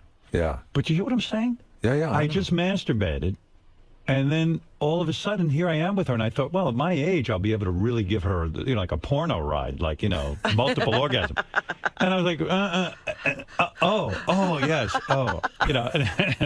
You're saying you can hold out for a long time? It depends on how tired I am. Because I look really at your tired. wife as a stunning woman. Well, the other day, she said, "You want to fool around?" And I said, "Let me see what I can do." She goes, "I feel like I'm talking to a banker." But you can hold out for like 15 minutes? Sometimes. Wow. Yeah. Wow, you're good. Hey, but it's not. It's not about being good. It's about being tired. No, it's not. Yeah. How long did you hold out with Jan Hooks? I mean, you're in bed with her. Again, I have to look at my journal. Wow. But you like these pictures, right? Yeah, they're good. They're good. They're very good for amateurs. Yeah. They're He's fine. taking it with iPhone. They look great, actually. But if you blow them up, they're not good. Yeah, terrible. Yeah. Terrible. No. But yours are like clear. They're fine. Yeah, I can do that. That's lighting. There's like a billion pixels. That's in when you yours. use flash, and I use multiple flash. I sometimes use as much as not a flash on your camera. I'm talking about a studio flash, 4 or 5 different lights. But do you use film or do you use digital? No, digital. Oh, but the real photographer uses film. Not anymore. They've all gone The digital. new guys, they're all The new digital. guys, yeah. Right. Yeah. No, they're everyone all does digital. No, I've come across some people that use film. They're assholes. You know what I mean? They're like the guys who still buy Why? record albums. Yeah, do you like those guys? Do you still buy vinyl? No, right. Okay. No. All right. But it is coming back, isn't it? Not really. I met one asshole who still uses film, and the guy was an asshole. I mean, it was just a fucking pain. I was just like, oh, just can't he use digital? A friend of mine gave me a vinyl album of the Stones or something she liked. And I thought, oh, geez, now I got to find a record player. And then when I was moving, I found an old record player. And I took it out, and I found my old records, too. And I found, like, Beatle records. And I'm looking at that. I don't remember buying this. And it had, like, Paul McCartney's autograph on it. You're kidding. That was you. You wrote that. No. Right. But then I remembered, oh, that's right. When Paul McCartney was on Saturday Night Live, I had one of the PAs go down and get me some albums for him to sign. Oh, you're lucky you did it. You're lucky. You heard that story I told. I went to the McCartney concert. I bring my youngest daughter. I've never asked anyone for an autograph. I just would never bother anyone. But she said to me, Dad, I'm such a Beatles fan. Oh, I think I remember this, and Chris Rock was in there with me, too. And he was watching this whole thing. And he goes, so I said to my daughter, you know what? I'm going to do it. I'm going to ask Mr. McCartney for a autograph. And I've had Paul on the show and stuff. And I thought we had something going, you know? And it's a room full of people. Room full it's of not people. just Howard and Chris. And Rock's it's a like, room full. What are you going to do? You're going to ask, Paul McCartney for, this is going to go horrible. I got to watch this. I got to watch this. So, sure enough, I go over and Paul starts working me. He goes, 1 second. We will have to get to the, and then he just walked away. He wouldn't sign it. Oh, really? And he had evidently made some new edict that he's entitled to a personal life and he has to create boundaries. And so meanwhile. Can you imagine, though, what it's like for him? Yeah, but come on. I'm with my kid. Give me a fucking break. I've interviewed the guy. Guy could have, he could have done it. But yeah, but you know how many people he meets? No, I every get day? it. Listen, I'm not mad at it. I went to the opening of Love in Vegas. Yeah. You know, the Cirque du Soleil Great, thing. I saw that thing. Yeah. That's good, isn't it? Really good. And Yoko was there, and Ringo and Paul, and there was a little roped-off VIP section that I was in. And Paul was talking to somebody, and some guy came along with this Sgt. Pepper's album, and he asked Paul for the autograph it, and I'm standing back, Right, I'm watching, Yeah. and I felt so awkward for the guy, right? Because Paul turns to me and goes, "I'm having a conversation here. Can't you see I'm having a conversation with this man? Yeah. No, I'm not going to sign your album." And I got so embarrassed for the guy. yeah. You know? I hate that. It's like your father turning you down, or something. Yeah, I know. Or something, but I feel bad when I was walking down the street the other day, and someone said to me, "Would you? Hey, Howard, you want to take a picture?" I mean, I was lost in thought. I said, "You know what? Not. It's raining. Not now." Mm-hmm. And then I felt bad. Then you felt bad later. Yeah, but fuck it. You get a lot of this stuff. I don't want to interrupt you, but I'm going to. Most times I just do it because I feel bad for the guy. I know it. I do too. I do too, because they're not as lucky as we are. That's right. That's what Look it's all at you about. two lucky guys. We're very lucky. You're a lot Aren't you luckier than I am. don't You feel can, like you're you can lucky? hold out 15, 20 minutes. You're a hell of a lot more lucky than I am. I'm sick of fucking coming in 3 seconds. Well, no, I would take that if I could. If you really hold out 35 minutes, that could be gay almost. I mean, stop. How are you doing that? I mean, that's crazy. Well, you know, I'm watching TV. Oh, okay. Well, that explains it. Yeah. The ball game is on. But are you an intellectual or something? 'Cause, No. I mean, would you watch X Factor, or you would never watch that? well, I love X Factor. The Oh, you times do? I've seen it. I love it. I was watching it I last I night. used to like American Idol. Yeah, but I watched that too. I got tired of that. Yeah. But the X Factor, I used to love these talent shows growing up as a kid. Me too. Impressionists and singers and.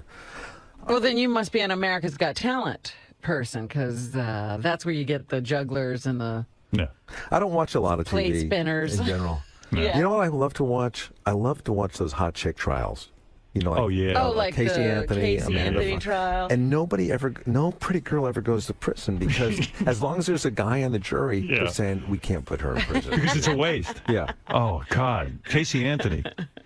But if they were like poor and unattractive, they would. Oh, more right. likely The go- trials wouldn't even Yeah. last very long. You know, Casey Anthony was on I trial know. forever. You mean if Rod Blagojevich was a hot chick, he'd probably be out of Yeah, jail. he'd be right? Okay. walking. Well, But I was watching that Casey Anthony trial for like 4 days. I'm thinking, she's kind of cute. I mean, God, I hope she doesn't go to prison. And then one day she came out, she had her hair behind her ears. I noticed that her ears looked a little big. I thought, well, maybe she is guilty. As soon as someone looks ugly to you, they're yeah, guilty. yeah. And then I saw a zit on her face. I thought, hang her, hang her. She doesn't look that good. Yeah.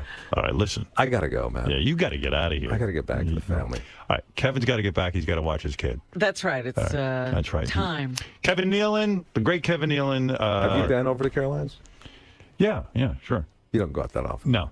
I went to see Norm Macdonald was working there one night. I went over. How long ago was that? 100 years ago. And then I went to see Gilbert Gottfried 100 years ago. Right, I think I was with you then. Yeah. Why? That was the last time we were together. Why would you go out when you got a nice house? Right. You got your stuff there. Fuck it. Yeah. Yeah. What are we going to do? Get it. I get it. Just some guy talking, you know. Yeah.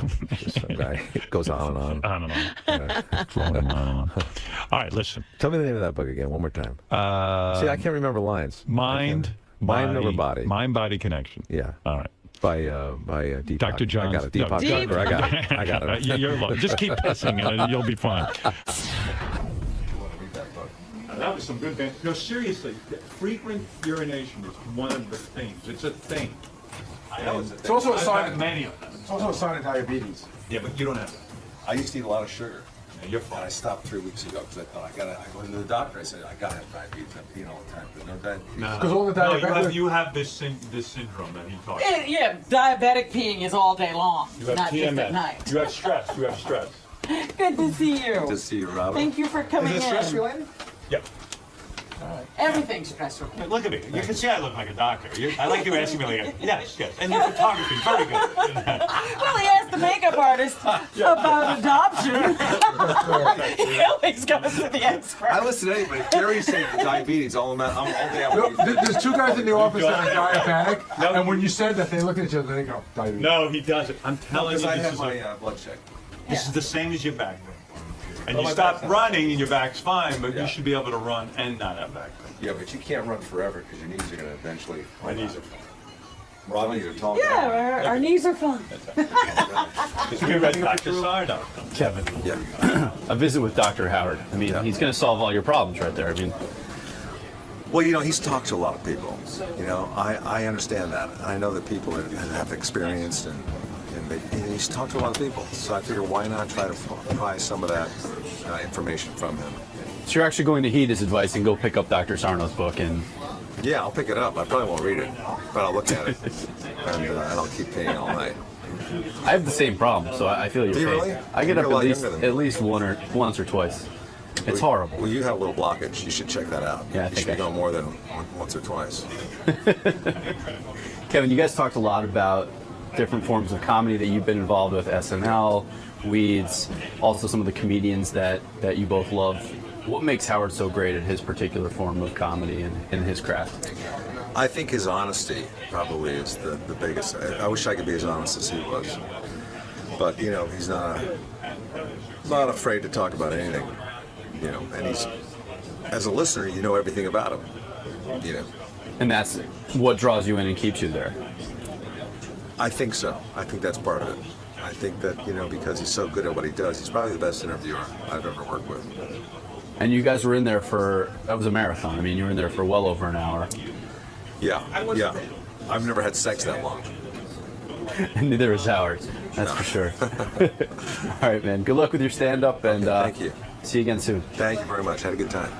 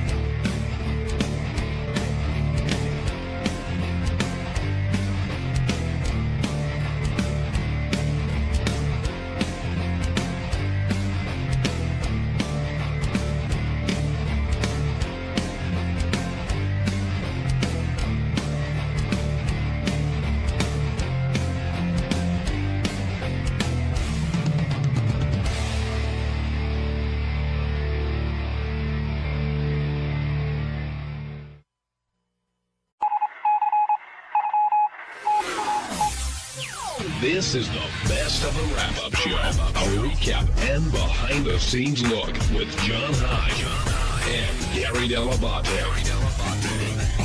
The best of the wrap-up show begins now. Hey, it's Gary Dell'Abate. On Monday's wrap-up show, we talked to Benji about his new weird look. He's got this wig on and this eyeliner on, and he looks so odd, and we talked about how distracting he was about that. Then Lisa G came in and explained how Benji ruined the holiday party last year. And Benji sort of cornered her in a bit of a lie because she didn't find out what Benji did till after the holiday party. It turned into a whole big deal. Here's what happened.